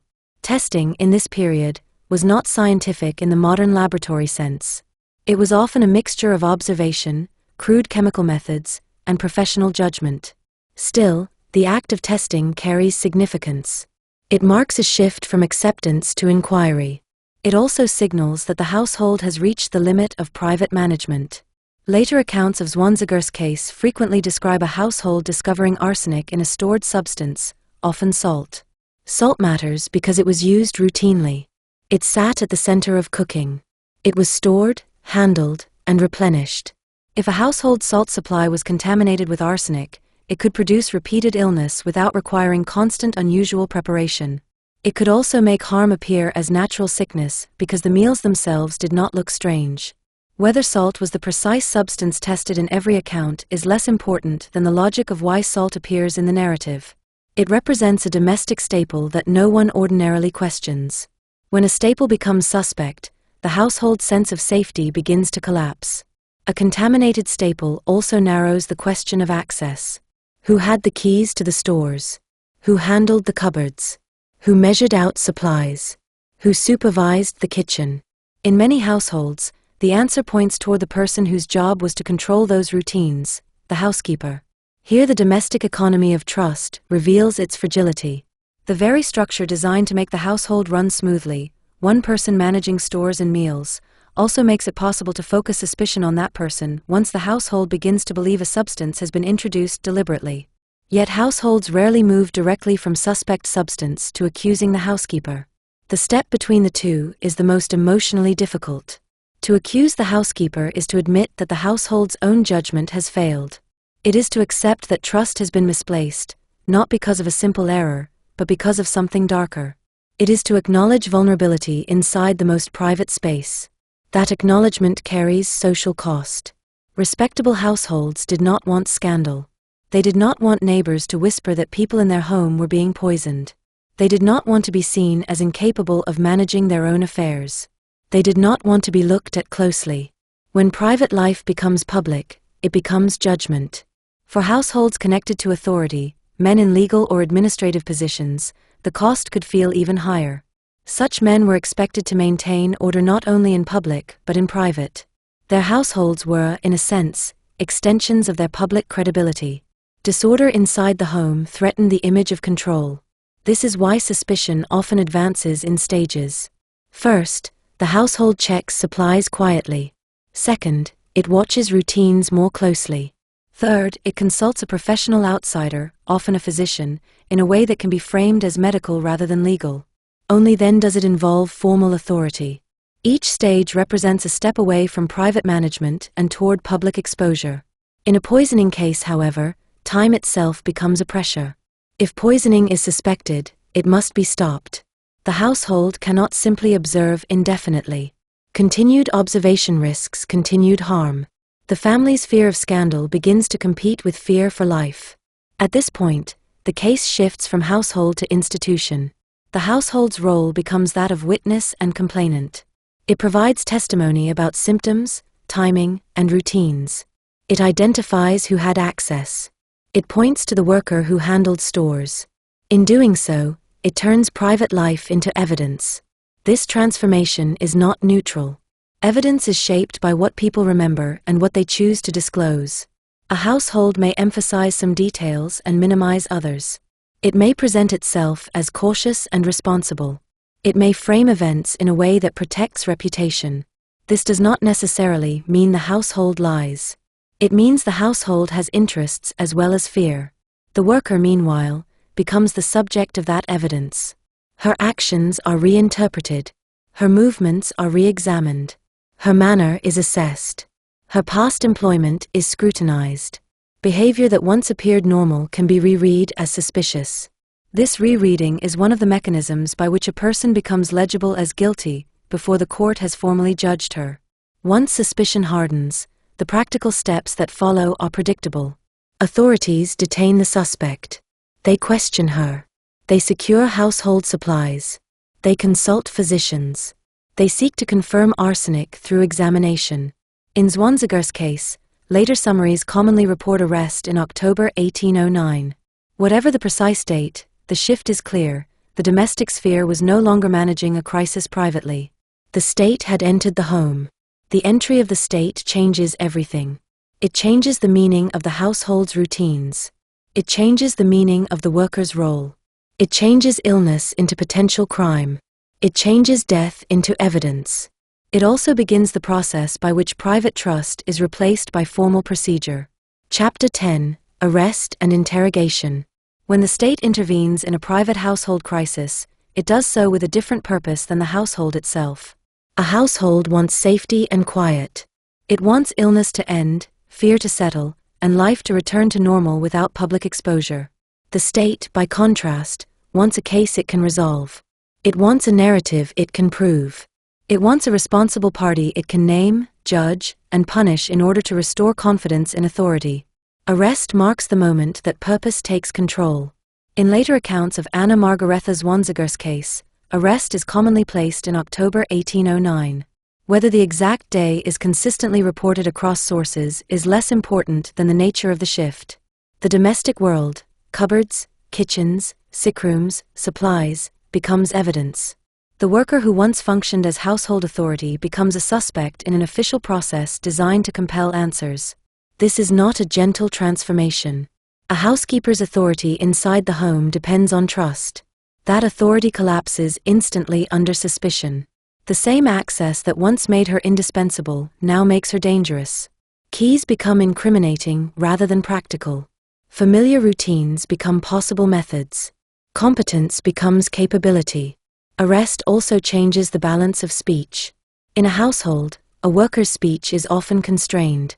She answers when asked. She defers. She offers explanations carefully. Under arrest, speech becomes a tool of survival, but it is also a trap. Everything said can be recorded, interpreted, and used. Silence can be treated as guilt. Contradiction can be treated as deceit. Confusion can be treated as calculation. This is why early modern criminal processes placed such weight on confession. Poisoning cases, in particular, created a problem for courts. They were difficult to witness directly. The act could be hidden in ordinary routine. The body's symptoms could resemble illness.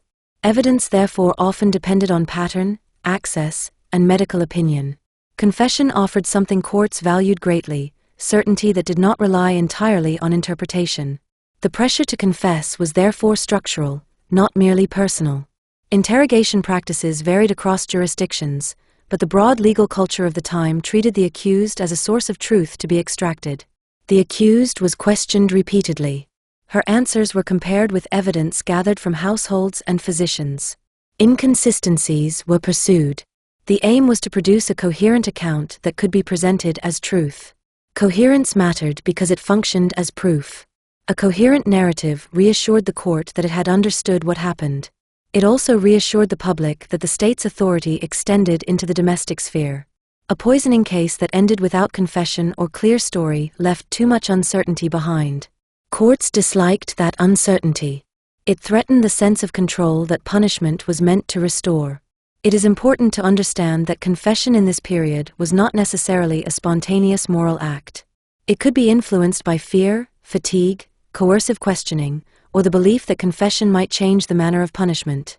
It could also be shaped by the accused's attempt to manage the narrative, admitting some elements, denying others, offering explanations that reduced perceived moral culpability, or framing events as accident rather than intention. Without full access to the complete interrogation records, it is not responsible to present Zwanziger's statements as if they were perfectly preserved, transparent windows into her mind. Later case literature often reports her admissions in a way that feels definitive, but later case literature is itself an interpretive layer. It selects and shapes. What can be said responsibly is that interrogation would have centered on three interlocking questions. First, access. Where did she work? What did she handle? What did she control? What could she reach without being observed? Second, sequence. Who became ill when, and under what circumstances? What meals were served? What supplies were used? What changes occurred in routine? Third, substance. How arsenic entered the household's consumables? Where it was stored? Who purchased it? Who could have mixed it? These questions are not psychological. They are procedural. The court's task was not, at this stage, to understand motive. Its task was to establish means and opportunity and to connect those to the pattern of illness and death. Motive, when addressed, would often be framed in moral terms: greed, malice, depravity. Such framing served sentencing more than it served explanation. A woman accused of poisoning also faced gendered expectations during interrogation. Women were often imagined as either weak and pliable or deceitful and sly. Either stereotype could be used against them. If a woman appeared emotional, she could be dismissed as hysterical or manipulative. If she appeared calm, she could be framed as cold and unnatural. The same behavior could be interpreted in whichever way supported guilt. This is one reason a restrained narrative avoids emotional portraiture based on later accounts of demeanor. Demeanor is the easiest thing to mythologize. Interrogation also widened the case backward. Once authorities suspected that a worker had poisoned a household, they often examined her previous employment. A pattern that once belonged to one home could be connected to others. Illness and death that had been accepted earlier as natural could be reconsidered under a new lens. This retrospective widening is essential to understanding why such cases can become so large. A single household crisis becomes a thread, and the state begins pulling it. Each pulled thread can lead to another illness, another death, another household that must now reconsider its private history. This process can be deeply destabilizing. It forces communities to reopen grief and to accept that what they believed at the time may have been wrong. For the accused, retrospective widening can feel like the past itself becoming hostile. Acts and routines that seemed ordinary are reinterpreted. Any moment of conflict with an employer can be recast as motive. Any departure from a household can be cast as flight. Any illness in a home becomes suspicious by association. The accused becomes, in effect, the organizing principle of multiple household spheres. This is how a person becomes larger than herself in a criminal case, not through fame, but through aggregation. Arrest also signals urgency. Poisoning cases carry a particular fear because harm can be repeated quickly and quietly. Authorities act to prevent continued access. They remove the suspect from the household. They secure supplies. They attempt to stabilize the environment.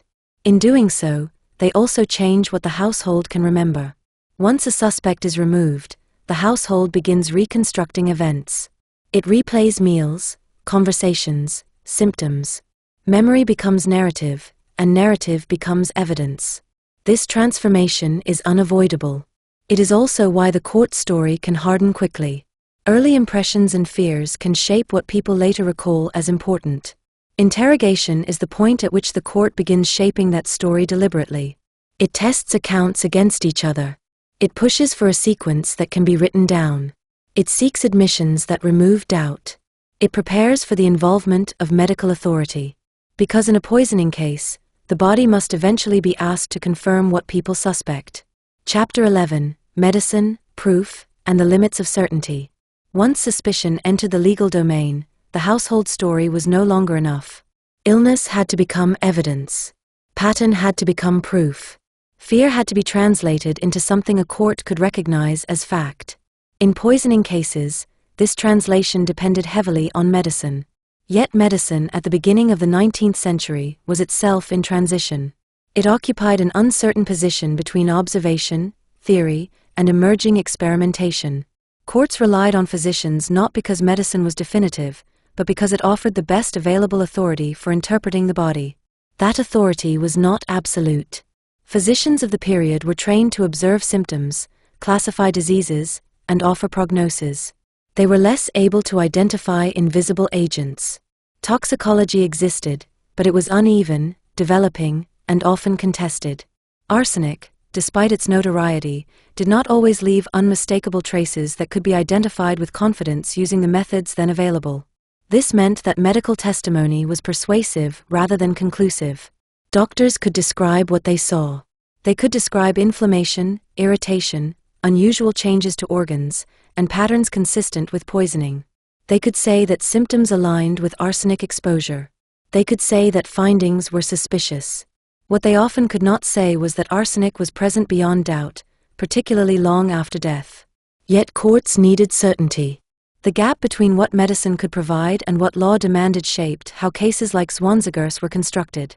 Where chemistry could not fully prove, narrative filled the space. Pattern, access, and confession were used to reinforce medical opinion.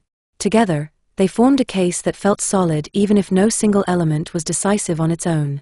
Exhumation became a critical tool in this process. When deaths were reclassified as suspicious, bodies were sometimes exhumed for examination. This act itself carried symbolic weight. It signaled that the past was no longer settled, that private grief had become public concern, and that the state's authority extended even into the grave. Exhumation also reflected desperation. If the body could speak through visible signs, perhaps it could provide what witnesses and household routines could not. In practice, exhumation offered limited clarity. Bodies decomposed. Soft tissues changed. Chemical traces degraded or dispersed. Physicians examined stomachs and organs for signs of irritation, corrosion, or unusual residue. They compared findings across bodies when possible. They looked for consistency rather than certainty. Consistency mattered. If multiple bodies showed similar signs, and if those signs aligned with known effects of arsenic, physicians could argue that poisoning was likely. Likely, however, is not the same as proven. Courts bridged that gap by combining medical likelihood with circumstantial evidence and confession. This combination was particularly powerful in poisoning cases involving domestic workers. The logic ran as follows. Repeated illness occurred. Arsenic was found in a household supply. The housekeeper had access and control. Medical findings aligned with poisoning. The accused admitted involvement. Each element supported the others. Together, they produced a narrative that appeared complete. This narrative did not need absolute scientific certainty. It needed persuasive coherence. It is important to recognize that physicians were not merely neutral technicians in this process. They operated within social and institutional pressures. They were called upon by courts that expected answers. They were asked to confirm suspicions that had already taken shape. Their testimony carried weight precisely because it was framed as objective, even when it relied on interpretation. In some cases, physicians expressed caution. They acknowledged limits. They used conditional language. Later retellings often compress this caution, presenting medical opinion as firmer than it may have been in the original proceedings. This compression serves the narrative needs of certainty and punishment. Zwanziger's case unfolded at a moment when toxicology was gaining prominence but had not yet stabilized as a precise science. Later figures such as Orfila would help formalize methods for identifying poisons, but in the early 1800s, courts worked with what they had: observation, rudimentary chemical tests, and professional judgment. This context matters because it explains why confession carried such importance. A confession resolved uncertainty. It allowed the court to treat medical findings as confirmation rather than as primary proof. It transformed interpretation into admission. Once a confession existed, doubts about the limits of toxicology mattered less. The process by which confession was obtained, therefore, cannot be treated as a mere procedural detail. Interrogation, fatigue, isolation, and the psychological pressure of facing overwhelming accusation all shaped what an accused person might say. Confession could become a way to regain a sense of control, to bring an unbearable process to an end, or to shape the manner in which one's actions would be understood. This does not mean confessions were false. It means they were produced within a context that encouraged resolution over nuance. Medical testimony also shaped how guilt was imagined. Poisoning was framed as calculated and secretive. When committed by women, it was often framed as particularly unnatural because it inverted expectations of female care. Medical language could reinforce this framing by emphasizing deliberation and repetition. The poisoner became someone who used knowledge and access against those who trusted her. This framing served a moral function. It allowed the court to present the case not only as a violation of law, but as a violation of social order.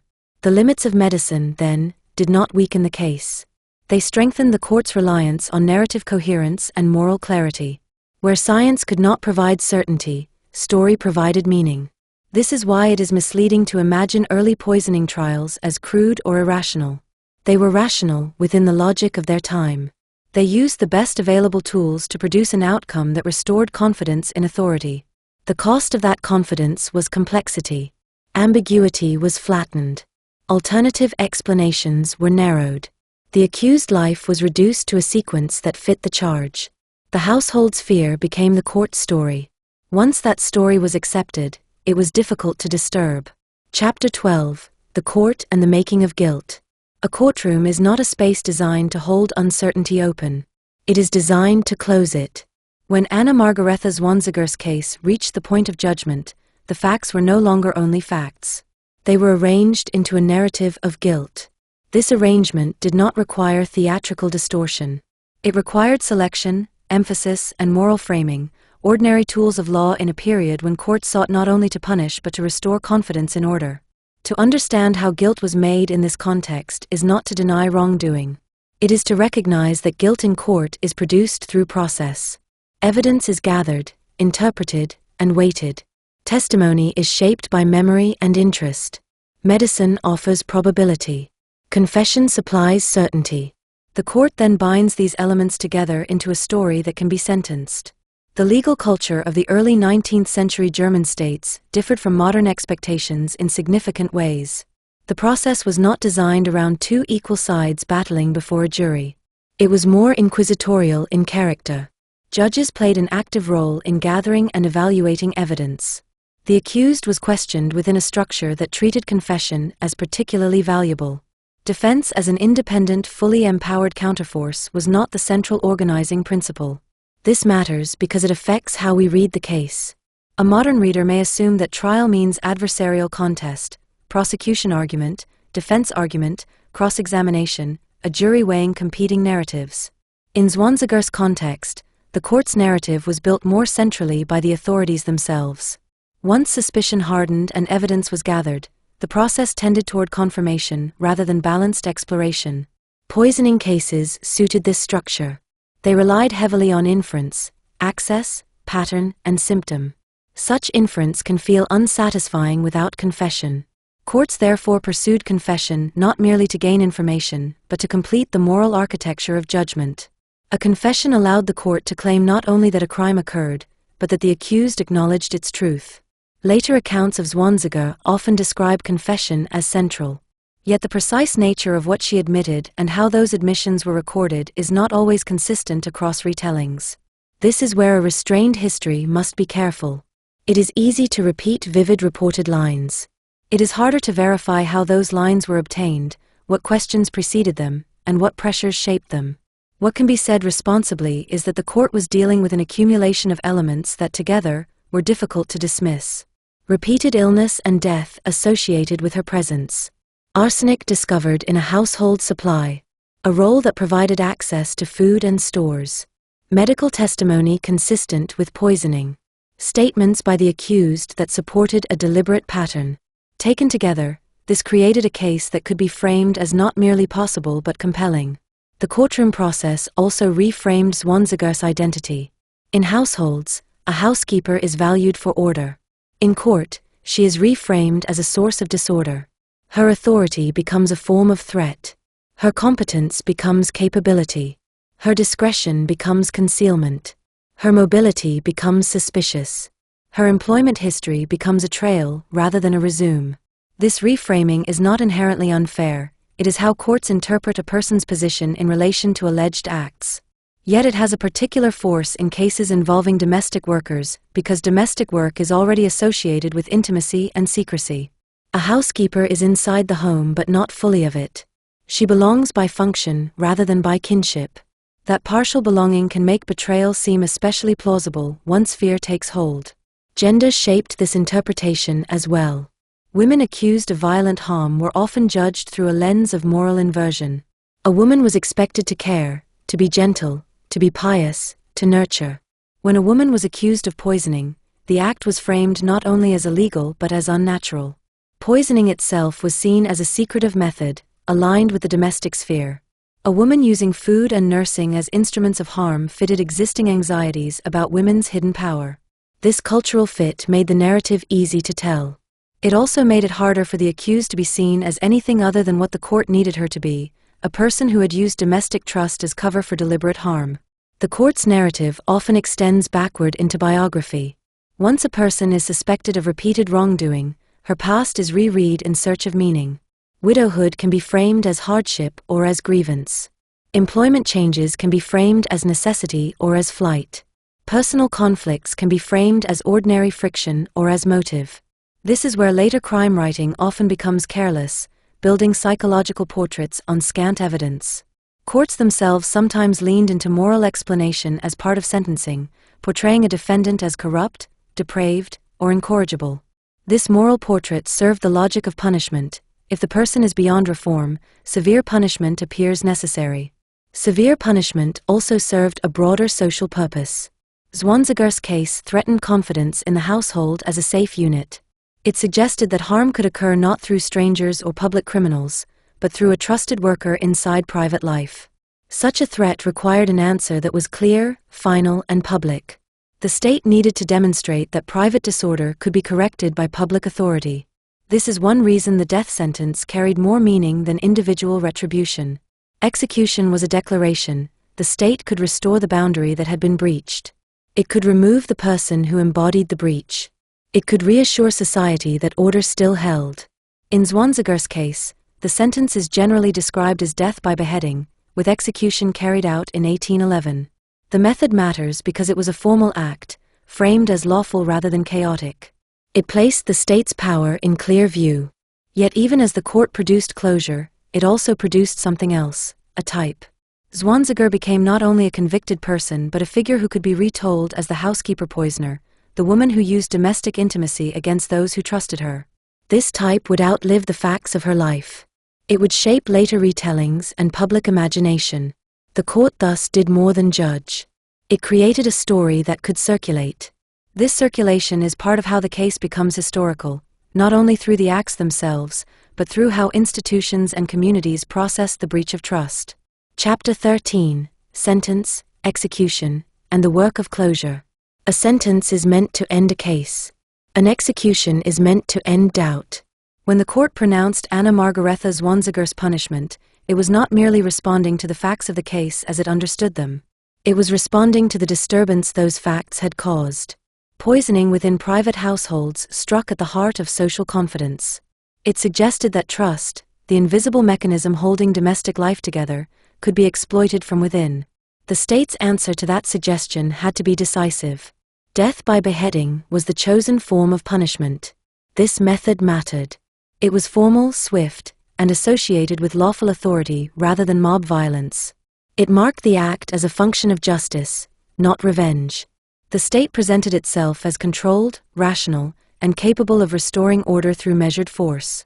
In doing so, it sought to counter the disorder that the case had introduced into the imagination of the public. Execution also had a communicative function. It communicated that the breach of trust had been identified and removed. It communicated that the state had the capacity to intervene even in the most private spaces of life. It communicated that domestic authority, when corrupted, would be corrected by public authority. This communication was not subtle. Executions were public events, even when conducted with restraint. They were witnessed or reported. They entered collective memory. They served as reference points in conversations about danger and morality. A poisoning case that ended in execution reinforced the message that such acts were not only illegal but intolerable to the social order. For the household that had initiated suspicion, execution offered closure. It allowed the household to believe that its ordeal had a resolution. It allowed fear to be replaced with explanation.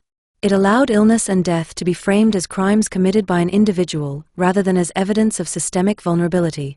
In this framing, the household could return to being respectable victims rather than negligent guardians of their own space. For the wider community, execution performed a similar function. It reassured neighbors that danger had been localized. It reassured employers that vigilance could identify threats. It reassured workers that deviation from expected roles carried consequences. It also, implicitly, reassured society that domestic service could continue largely unchanged because the problem had been removed rather than revealed as structural.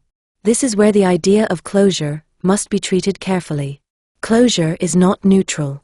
It closes questions as well as cases. It encourages societies to move on without addressing underlying conditions. In Zwanziger's case, those conditions included the reliance on trust without oversight, the everyday presence of harmful substances, the limited capacity of medicine to detect poisoning early, and the economic vulnerability of domestic workers who depended entirely on placement. Execution addressed none of these.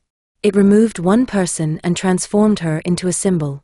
That symbol carried the weight of fear, blame, and reassurance. The state could point to it and say, "This was the problem, and it has been dealt with." Yet the domestic economy that made the case possible continued unchanged. Households still employed servants. Housekeepers still managed stores and sick rooms. Arsenic remained accessible. Medical uncertainty persisted. The execution therefore functioned less as prevention and more as narrative containment. It contained fear by assigning it a face. It contained anxiety by presenting a decisive end. It contained moral disorder by reinforcing the boundary between acceptable domestic labor and unacceptable betrayal. Zwanziger's death did not end the story. It transformed it. From that point on, her life could be retold in simplified form. Early loss became foreshadowing. Domestic competence became cunning. Mobility became deception. Confession became full explanation.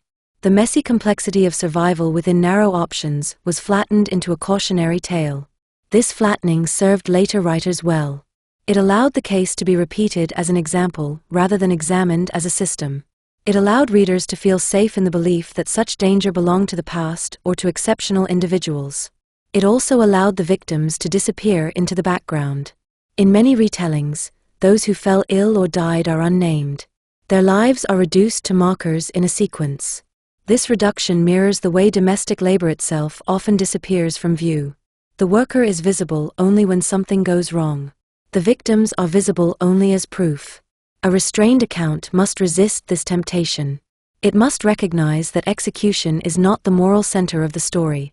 It is the end point of a legal process, not the resolution of the conditions that made the process necessary. It must also recognize that the state's need for closure is not the same as historical understanding. Zwanziger's execution closed the case for the court. It did not close the questions raised by her life. Those questions linger. Why are private households so resistant to scrutiny? Why is trust so often substituted for oversight? Why does domestic labor remain undervalued and unseen until it becomes a site of fear? Why are women's life histories so often rewritten after the fact to fit moral narratives? These questions extend beyond one case. They recur wherever harm emerges from spaces assumed to be safe. Chapter 14: Afterlife, Retelling, and the Work of Memory. Once a person is executed, her life becomes available in a new way. It is no longer constrained by her own presence. It can be shaped, simplified, moralized, and repeated without resistance. In this sense, execution does not end a story. It frees it to be told by others, for their own purposes. Anna Margaretha Zwanziger entered this afterlife almost immediately. Court records became case literature. Legal summaries became moral examples. Household fear became cautionary tale. Each retelling moved a little further from the conditions of lived experience and a little closer to a usable narrative. The process was not malicious. It was ordinary. Societies tell stories in order to manage what unsettles them. The earliest retellings of Zwanziger's case were often framed as warnings. They warned households to be careful whom they trusted. They warned employers not to be blind to domestic danger. They warned servants that betrayal would be punished absolutely. These warnings did not aim to reform domestic labor systems. They aimed to discipline behavior within them. The structure itself was preserved. The lesson was not change the system, but watch more closely. Later retellings shifted emphasis. As the case moved further into the past, writers became more interested in psychology than in procedure. Motive began to take center stage. Zwanziger was described as vain, ambitious, resentful, or morally corrupted. These descriptions offered readers a sense of explanation that the original record could not fully provide. Psychology filled the gaps left by silence. Where childhood records were thin, character was inferred. Where emotional life was undocumented, intention was supplied. Where motive was uncertain, narrative coherence was imposed. This is how historical figures become characters. Characterization makes stories easier to digest. It allows readers to locate danger in personal flaw rather than in structural vulnerability. It also allows writers to produce satisfying arcs. Early deprivation leads to bitterness, bitterness leads to crime, crime leads to punishment. The problem with such arcs is not that they are always wrong. It is that they are too neat. Zwanziger's life does not survive as a complete emotional record. It survives as fragments shaped by institutions that did not prioritize her interior world. To build a confident psychological portrait on that foundation is to mistake narrative convenience for evidence. The afterlife of the case also reflects changing attitudes toward women's violence. In some retellings, Zwanziger is presented as an anomaly, a monstrous exception to female norms. In others, she is folded into a lineage of female poisoners, a category that carries its own mythology. Both approaches distance her from ordinary women. Both allow readers to believe that danger can be recognized by type rather than by context. Type is comforting. Context is not. Context insists that the conditions enabling harm are shared. Type insists that harm belongs to rare individuals. The persistence of type in Zwanziger's afterlife reveals how strongly societies prefer the latter explanation. There is also the matter of scale. Later writers often exaggerate numbers. Deaths become more numerous. Illnesses become more dramatic. Timelines tighten. These exaggerations are not always deliberate falsehoods. They emerge through repetition, simplification, and the human tendency to equate seriousness with quantity. Numbers lend weight. Weight lends authority. Authority lends legitimacy to the story. Yet inflation obscures rather than clarifies. It shifts attention away from how harm unfolded and toward how much harm can be claimed. For a historical account that aims to understand rather than impress, restraint is essential. Zwanziger's afterlife also intersects with developments in forensic science. As toxicology advanced, earlier cases were reread through newer knowledge. What had once been difficult to prove was now seen as obvious. This retrospective clarity can be misleading. It encourages modern readers to judge earlier actors harshly for not recognizing what now seems clear. Yet historical actors did not have modern tools. They worked within the limits of their time. Their hesitation, misinterpretation, and reliance on trust were not failures of intelligence. They were features of a system that had not yet learned to see what it later feared. The afterlife of the case also reveals something about class and labor. Domestic workers appear in retellings primarily as threats or as victims, rarely as people navigating constrained choices. Their labor is mentioned only insofar as it enabled harm. Their economic vulnerability, dependence on references, and lack of alternatives recede into the background. This selective focus mirrors the original social invisibility of domestic work. Workers are seen when they disrupt order. They are not seen when they maintain it. Zwanziger's afterlife therefore reproduces the same imbalance that shaped her life, visibility only through disruption. For a modern writer, the responsibility is to resist that imbalance. This book has deliberately slowed the narrative. It has expanded early life rather than compressing it. It has examined systems before acts. It has treated silence as evidence. It has refused to assign interior motives where the record does not support them. It has avoided sensational language not because the material is mild, but because sensationalism obscures more than it reveals. The aim is not to rehabilitate Zwanziger or to condemn her more harshly. It is to place her accurately within her world and to understand how that world processed the breach of trust she represented. Her afterlife, then, is not only about her. It is about how societies respond when private life fails to protect those within it. It is about how quickly individuals are asked to carry the weight of structural vulnerability. It is about how narrative becomes a tool for restoring comfort. Chapter 15, What Can Be Known, and What Must Be Left Alone. A historical crime case invites the writer to do two things at once. It invites the writer to assemble a coherent story. It invites the writer to resolve discomfort. The first task is legitimate. The second is dangerous. In Anna Margaretha Zwanziger's case, coherence is possible because the legal record and later case literature preserve an outline: birth in Nuremberg, early loss, guardianship, marriage, widowhood, domestic service, suspicion, arrest, trial, execution. Yet coherence can easily become overconfidence. The writer begins to treat later retellings as direct evidence, to fill silence with scenes, to assign motives as if they were recorded fact. This book refuses that drift. It does so not to protect the subject, but to protect the reader from false certainty. A story can feel true while being partly invented. The more unsettling the material, the more readers crave explanation. Writers, consciously or not, often meet that craving by supplying interior life: envy, greed, resentment, ambition. The result is a satisfying narrative that may be only loosely tied to evidence. Zwanziger's early years are the clearest example of why restraint matters. Much of what is commonly repeated about her childhood and education comes through later narrative sources rather than widely accessible independent documentation. Some details are plausible. Some may be accurate. Some may be embellishments that became facts through repetition. Without a transparent chain back to primary record, the responsible stance is to treat such details as uncertain.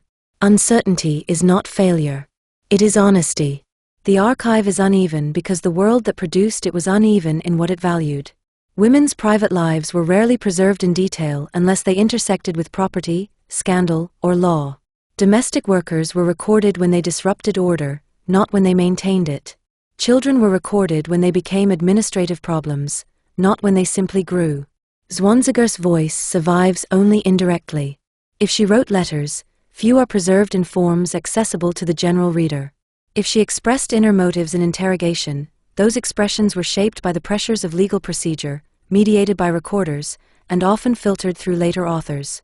Even confession, when treated as historical truth, must be approached as an artifact of institution as well as of person. This does not mean confession is meaningless. It means confession belongs to a context. When a person is isolated, questioned repeatedly, confronted with witness testimony, and faced with the prospect of death, What she says cannot be treated as spontaneous self-revelation in the modern sense. It is speech under pressure, shaped by survival instincts, fatigue, fear, and the desire to control how one's actions will be framed. This is why the book has not tried to settle motive. Motive is tempting because it offers emotional closure. It also encourages a kind of storytelling that has historically been used against women, reducing complex lives to moral flaws, treating female agency as either hysteria or deceit, and reading domestic competence as manipulation. We can describe Zwanziger's circumstances with far more reliability than we can describe her emotional reasoning. We can say she lived within narrow options for women of her class and time. We can say widowhood created economic exposure. We can say domestic service offered survival through trust. We can say the housekeeper role provided intimate access. We can say arsenic existed as an everyday danger. We can say medical certainty was limited. We can say courts sought closure. These are structural truths. They do not require speculation. We can also describe what is ethically at stake in writing about such cases. The victims are often reduced to numbers and symptoms.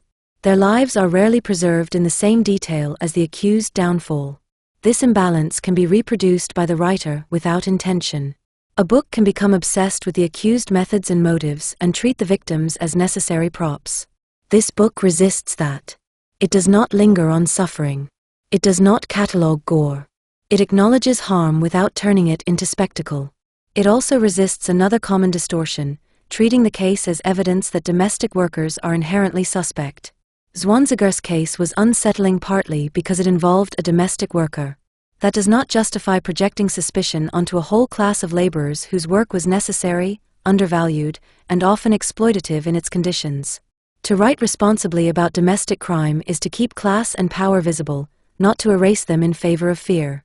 What, then, can be said with confidence about Zwanziger herself? Not everything, but enough. She was trained to be placed. She was shaped by dependency. She moved from guardianship into marriage. She became a widow with children. She sought survival through domestic labor. She obtained positions that required trust. She became the focus of suspicion when illness patterns converged with contaminated household supplies. She was arrested, tried, and executed. These are the pillars of the historical narrative. Beyond these pillars lie questions that must remain open. What precisely did she feel toward those she served? How did she interpret her own life as it narrowed and shifted? Whether she experienced remorse or justification. Whether she saw herself as trapped or as entitled. Whether she understood her actions as deliberate harm or as something she framed differently to herself. These questions cannot be answered cleanly without inventing evidence. Leaving them open is not only historically responsible. It is ethically necessary. Crime writing that claims too much about inner life often becomes a way of restoring comfort. Now we understand her, so we are safe. That comfort is false. Understanding is not safety. Certainty is not protection. What remains when we refuse false certainty is something harder and more accurate, the recognition that systems can fail quietly. The household fails when it substitutes trust for oversight. The market fails when it normalizes dangerous substances without safeguards. Medicine fails when it cannot distinguish sickness from harm early enough. Law fails when it values closure over complexity. Society fails when it turns a case into a moral spectacle rather than a structural warning. Zwanziger's life sits at the intersection of these failures. Chapter 16. The household as private authority. The household is often treated as the smallest unit of society. In reality, it is one of its most powerful. In the German states around 1800, the household was not merely a place of residence. It was a site of labor, moral instruction, economic exchange, and discipline. It was where children were shaped, servants were managed, illness was treated, and reputation was made visible to the outside world. Much of what mattered in daily life occurred there, beyond the direct reach of the state. This distance from formal authority was not a flaw in the system. It was its design. Households were expected to govern themselves. Heads of households were granted wide discretion over those within their walls: wives, children, servants, apprentices. The state intervened only when disorder became visible, persistent, or publicly disruptive. Until that point, private authority was assumed to be sufficient. This assumption rested on trust. The head of household was trusted to maintain order. The household was trusted to regulate its own members. Domestic laborers were trusted to perform their roles without oversight. Trust reduced the need for intrusion. It also reduced the visibility of harm. Zwanziger's case is unsettling because it demonstrates how effectively private authority can conceal danger. Illness occurred behind closed doors. Care was administered privately. Supplies were handled without external supervision. The household did not invite the state inside until its own coping mechanisms failed. By the time the state entered, harm had already been repeated. This is not a story of negligence in the modern sense. It is a story of a system operating exactly as intended. The household protected its privacy. It resisted scrutiny.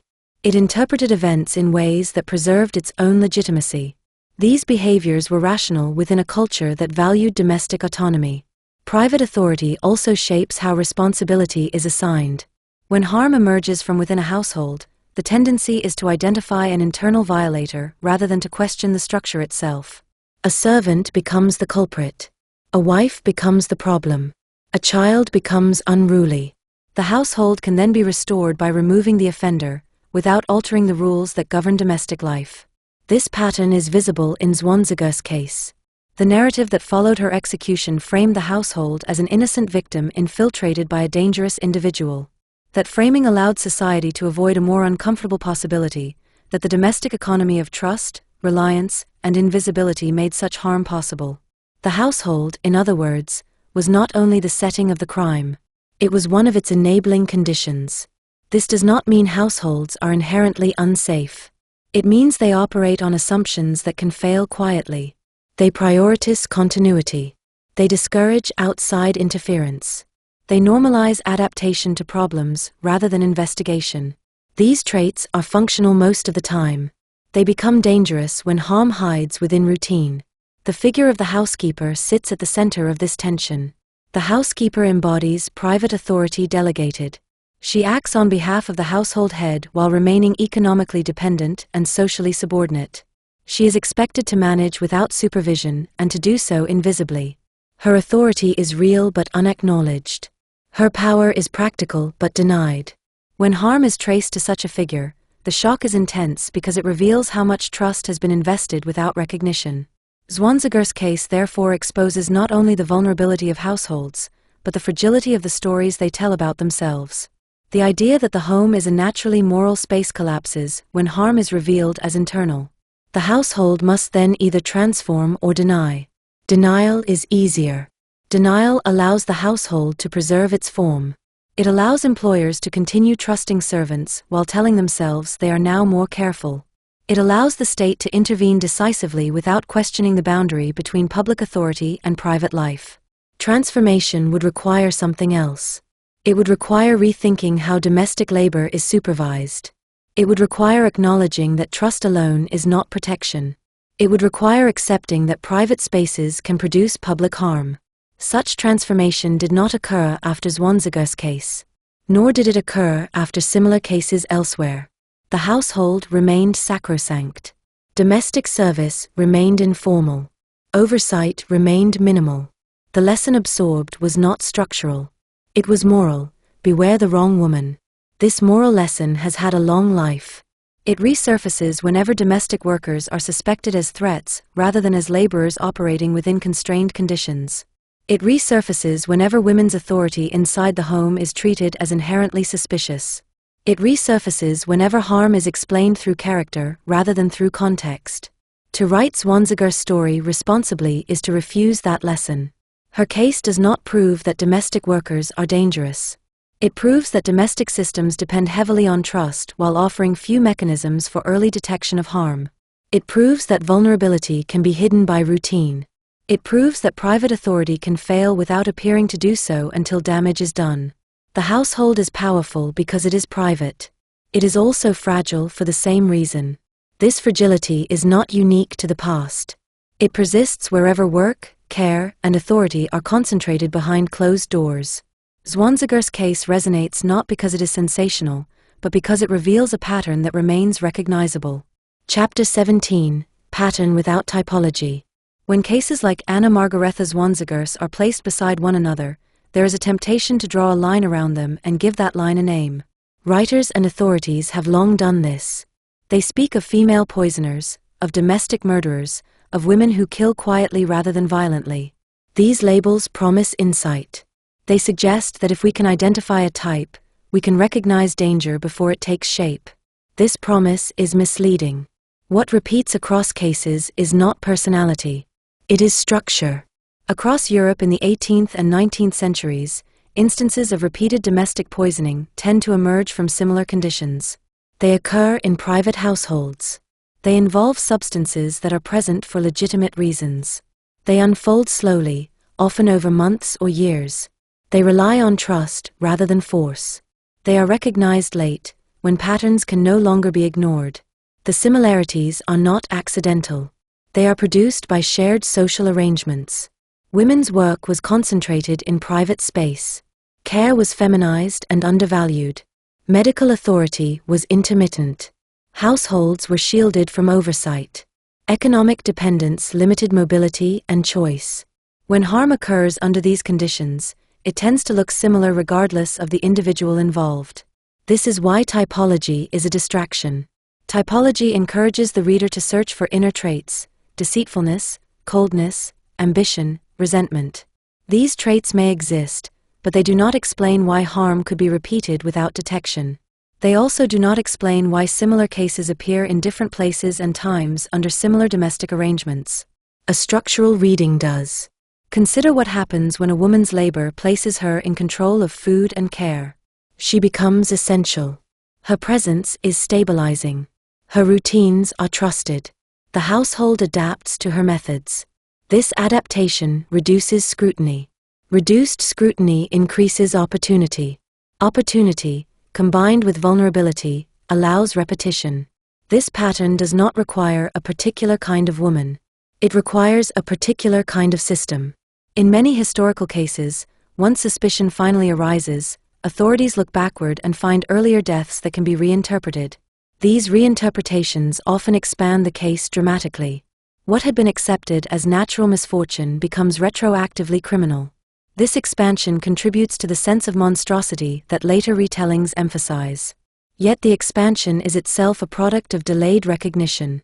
If earlier illness had been recognized as suspicious at the time, it might have been investigated differently. Instead, recognition comes late, and the past is reorganized to fit the new understanding. The accused becomes the thread that ties multiple households' grief together. This retrospective coherence can feel overwhelming. It can also obscure the fact that, at the time, each household experienced its crisis in isolation, without the benefit of broader pattern recognition. Zwanziger's case follows this trajectory. Once arsenic was identified and suspicion fixed, her past employment was examined through a new lens. Illnesses that had not previously been connected became connected. Deaths that had been mourned privately were reopened publicly. This process gave the case its scale. Scale then justified severity. A single poisoning might be framed as personal conflict or desperation. Repeated poisoning across households could be framed as incorrigible threat. The court's language shifted accordingly. The accused was no longer a troubled individual. She was a danger to society. This shift is important because it shows how repetition changes moral interpretation. Repetition transforms harm into identity. It allows courts to speak of character rather than circumstance. It allows punishment to be framed as protection rather than retribution. Yet repetition itself often arises from delayed detection, not from some inherent difference in the offender. The same system that allows harm to repeat then uses repetition as evidence of irredeemability. This is the paradox at the heart of many domestic poisoning cases. The system enables repetition. The repetition justifies destruction of the individual. The system remains unchanged. Typology helps this process along. By presenting offenders as a distinct category, societies can reassure themselves that danger is recognizable and exceptional. Ordinary domestic arrangements are left unexamined. Ordinary trust continues. Zwanziger's case does not stand alone, but it also does not require comparison to make its point. Comparison is useful only insofar as it highlights structure rather than sensational difference. The moment comparison becomes spectacle, it undermines understanding. This book therefore resists cataloging. It does not list other women who poisoned. It does not assemble a gallery of horrors. It does not draw lines between cases in order to imply inevitability or shared depravity. Such approaches serve curiosity more than comprehension. What it does instead is identify recurring conditions. Domestic labor that is essential yet invisible. Authority delegated without acknowledgement. Private spaces shielded from oversight. Medical uncertainty interpreted through trust. Economic dependence narrowing choices. These conditions recur because they are functional for societies. They allow households to operate efficiently. They allow states to avoid intrusive governance. They allow gendered labor divisions to persist. They also create blind spots. When harm emerges from those blind spots, the response is often to isolate and eliminate the individual rather than to interrogate the conditions. This response restores comfort. It does not reduce vulnerability. Zwanziger's case, viewed through this lens, becomes less about a particular woman and more about a recurring failure of imagination. Societies imagine danger as external or exceptional. They imagine the household as safe by nature. They imagine trust as a sufficient safeguard. History suggests otherwise. Chapter 18: The Responsibility of the Reader. To read historical crime is to enter a space where curiosity and ethics meet. Curiosity wants detail. It wants motive, method, certainty, and a clean line from beginning to end. Ethics asks what it costs to satisfy that desire. It asks what is being consumed when a person's life and other people's deaths become material for narrative. Margaretha Zwanziger's case is particularly challenging in this regard because it sits at the intersection of private life and public judgment. The harm described occurred within households, spaces that are meant to be protected from view, and the resolution was delivered through the most public form of state authority. The reader is positioned between those worlds. Modern readers often come to such cases with expectations shaped by contemporary crime culture, the promise of explanation, the promise of psychological access, the promise that every silence can be filled. Those expectations do not fit the archive. They also do not fit the ethical task. This book has deliberately resisted the modern promise of full access. It has not reconstructed scenes that cannot be verified. It has not assigned motives as if they were recorded fact. It has not treated later vivid retellings as primary truth. It has not used suffering as spectacle. This restraint is not an aesthetic choice. It is an ethical one.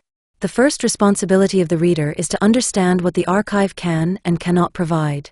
In Zwanziger's case, the record is thickest where the state intervenes: arrest, interrogation, medical examination, trial, execution.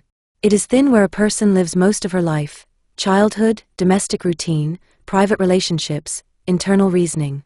This unevenness is not a mystery. It reflects what institutions value. Institutions preserve what justifies their actions. Courts preserve what supports judgment. Physicians preserve what supports testimony. Authorities preserve what supports order. They rarely preserve the quiet texture of ordinary life unless it becomes relevant to accusation. The reader must therefore recognize that the story arrives already shaped by institutional priorities. The second responsibility is to recognize how easily narrative becomes comfort. A tidy moral is comforting. So is a clear motive. So is the idea that danger can be recognized by type. Comfort allows the reader to close the book with a sense that the world is legible and therefore manageable. Zwanziger's case threatens that comfort. It suggests that harm can be embedded in routine, that trust can be exploited, and that recognition can be delayed precisely because people prefer to believe in the safety of their own arrangements. The ethical reader does not demand comfort where the material does not supply it. The third responsibility is to resist dehumanization. There are two common forms of dehumanization in crime narratives. The first reduces the accused to a monster. It removes context, constraint, and complexity, and replaces them with caricature. This allows the reader to feel morally superior and safe. The second reduces victims to objects, bodies, symptoms, counts. This allows the reader to engage with harm without feeling its human weight. Both forms are convenient. Both are distortions. Zwanziger can be held accountable without being turned into myth. Victims can be acknowledged without being used as narrative fuel. That balance is difficult. It is also necessary. The fourth responsibility is to hold systems in view. It is easier to focus on individual acts than on the conditions that enable them. Individuals can be condemned, and condemnation feels like action. Systems require more unsettling attention. They require the reader to recognize that vulnerability is produced by arrangements that are widely shared, not by rare anomalies. Zwanziger's case illustrates several such arrangements. The domestic economy of trust, where a household functions by delegating authority while avoiding oversight. The economic vulnerability of women whose survival depends on placement and reputation. The everyday presence of dangerous substances in homes and trades. The limitations of early medicine and the interpretive nature of proof. The legal system's need for closure and its reliance on coherent narrative. These arrangements remain relevant because their descendants remain present. Private care still occurs behind doors. Domestic labor is still undervalued. Households still resist scrutiny. Systems still prefer to isolate individuals rather than examine structures. The fifth responsibility is to be cautious with certainty. Even when guilt is legally established, historical certainty is not always complete. Court outcomes are real. They are also produced. They depend on evidence, interpretation, confession, and the court's moral framework. A reader can accept the court's decision while still recognizing that the record may not answer every question cleanly, especially questions of motive and inner life. This caution is not relativism. It is historical discipline. It allows the reader to distinguish between what is known and what is claimed. It allows the reader to see where later retellings may have inflated, simplified, or moralist. It also protects the reader from the illusion that the past can be understood with the clarity of a modern case file. Finally, the reader has a responsibility to recognize what this story is not. It is not a reassurance that domestic danger belongs only to exceptional people. It is not a lesson that can be applied through simple suspicion of workers. It is not a spectacle designed to entertain. It is an examination of private authority, how it works, how it protects, and how it can fail. If this book leaves the reader unsettled, that is appropriate. The material deserves seriousness. A case like Zwanziger's should not be consumed as an exotic horror from a distant era. It should be approached as a history of everyday systems, guardianship, marriage, service, illness, and law. These systems shaped what was possible, what was hidden, and what was punished. The conclusion, then, is not a moral about one woman. It is a warning about how much we rely on trust because it is convenient, and how slow we can be to recognize harm when recognizing it would require us to question the structures that make our private lives feel safe. This is the work of historical true crime at its best, not to excite, but to clarify, not to sensationalize, but to reveal, not to offer comfort, but to expand the reader's understanding of how ordinary life can contain extraordinary breach. That is where this book ends. Bibliography.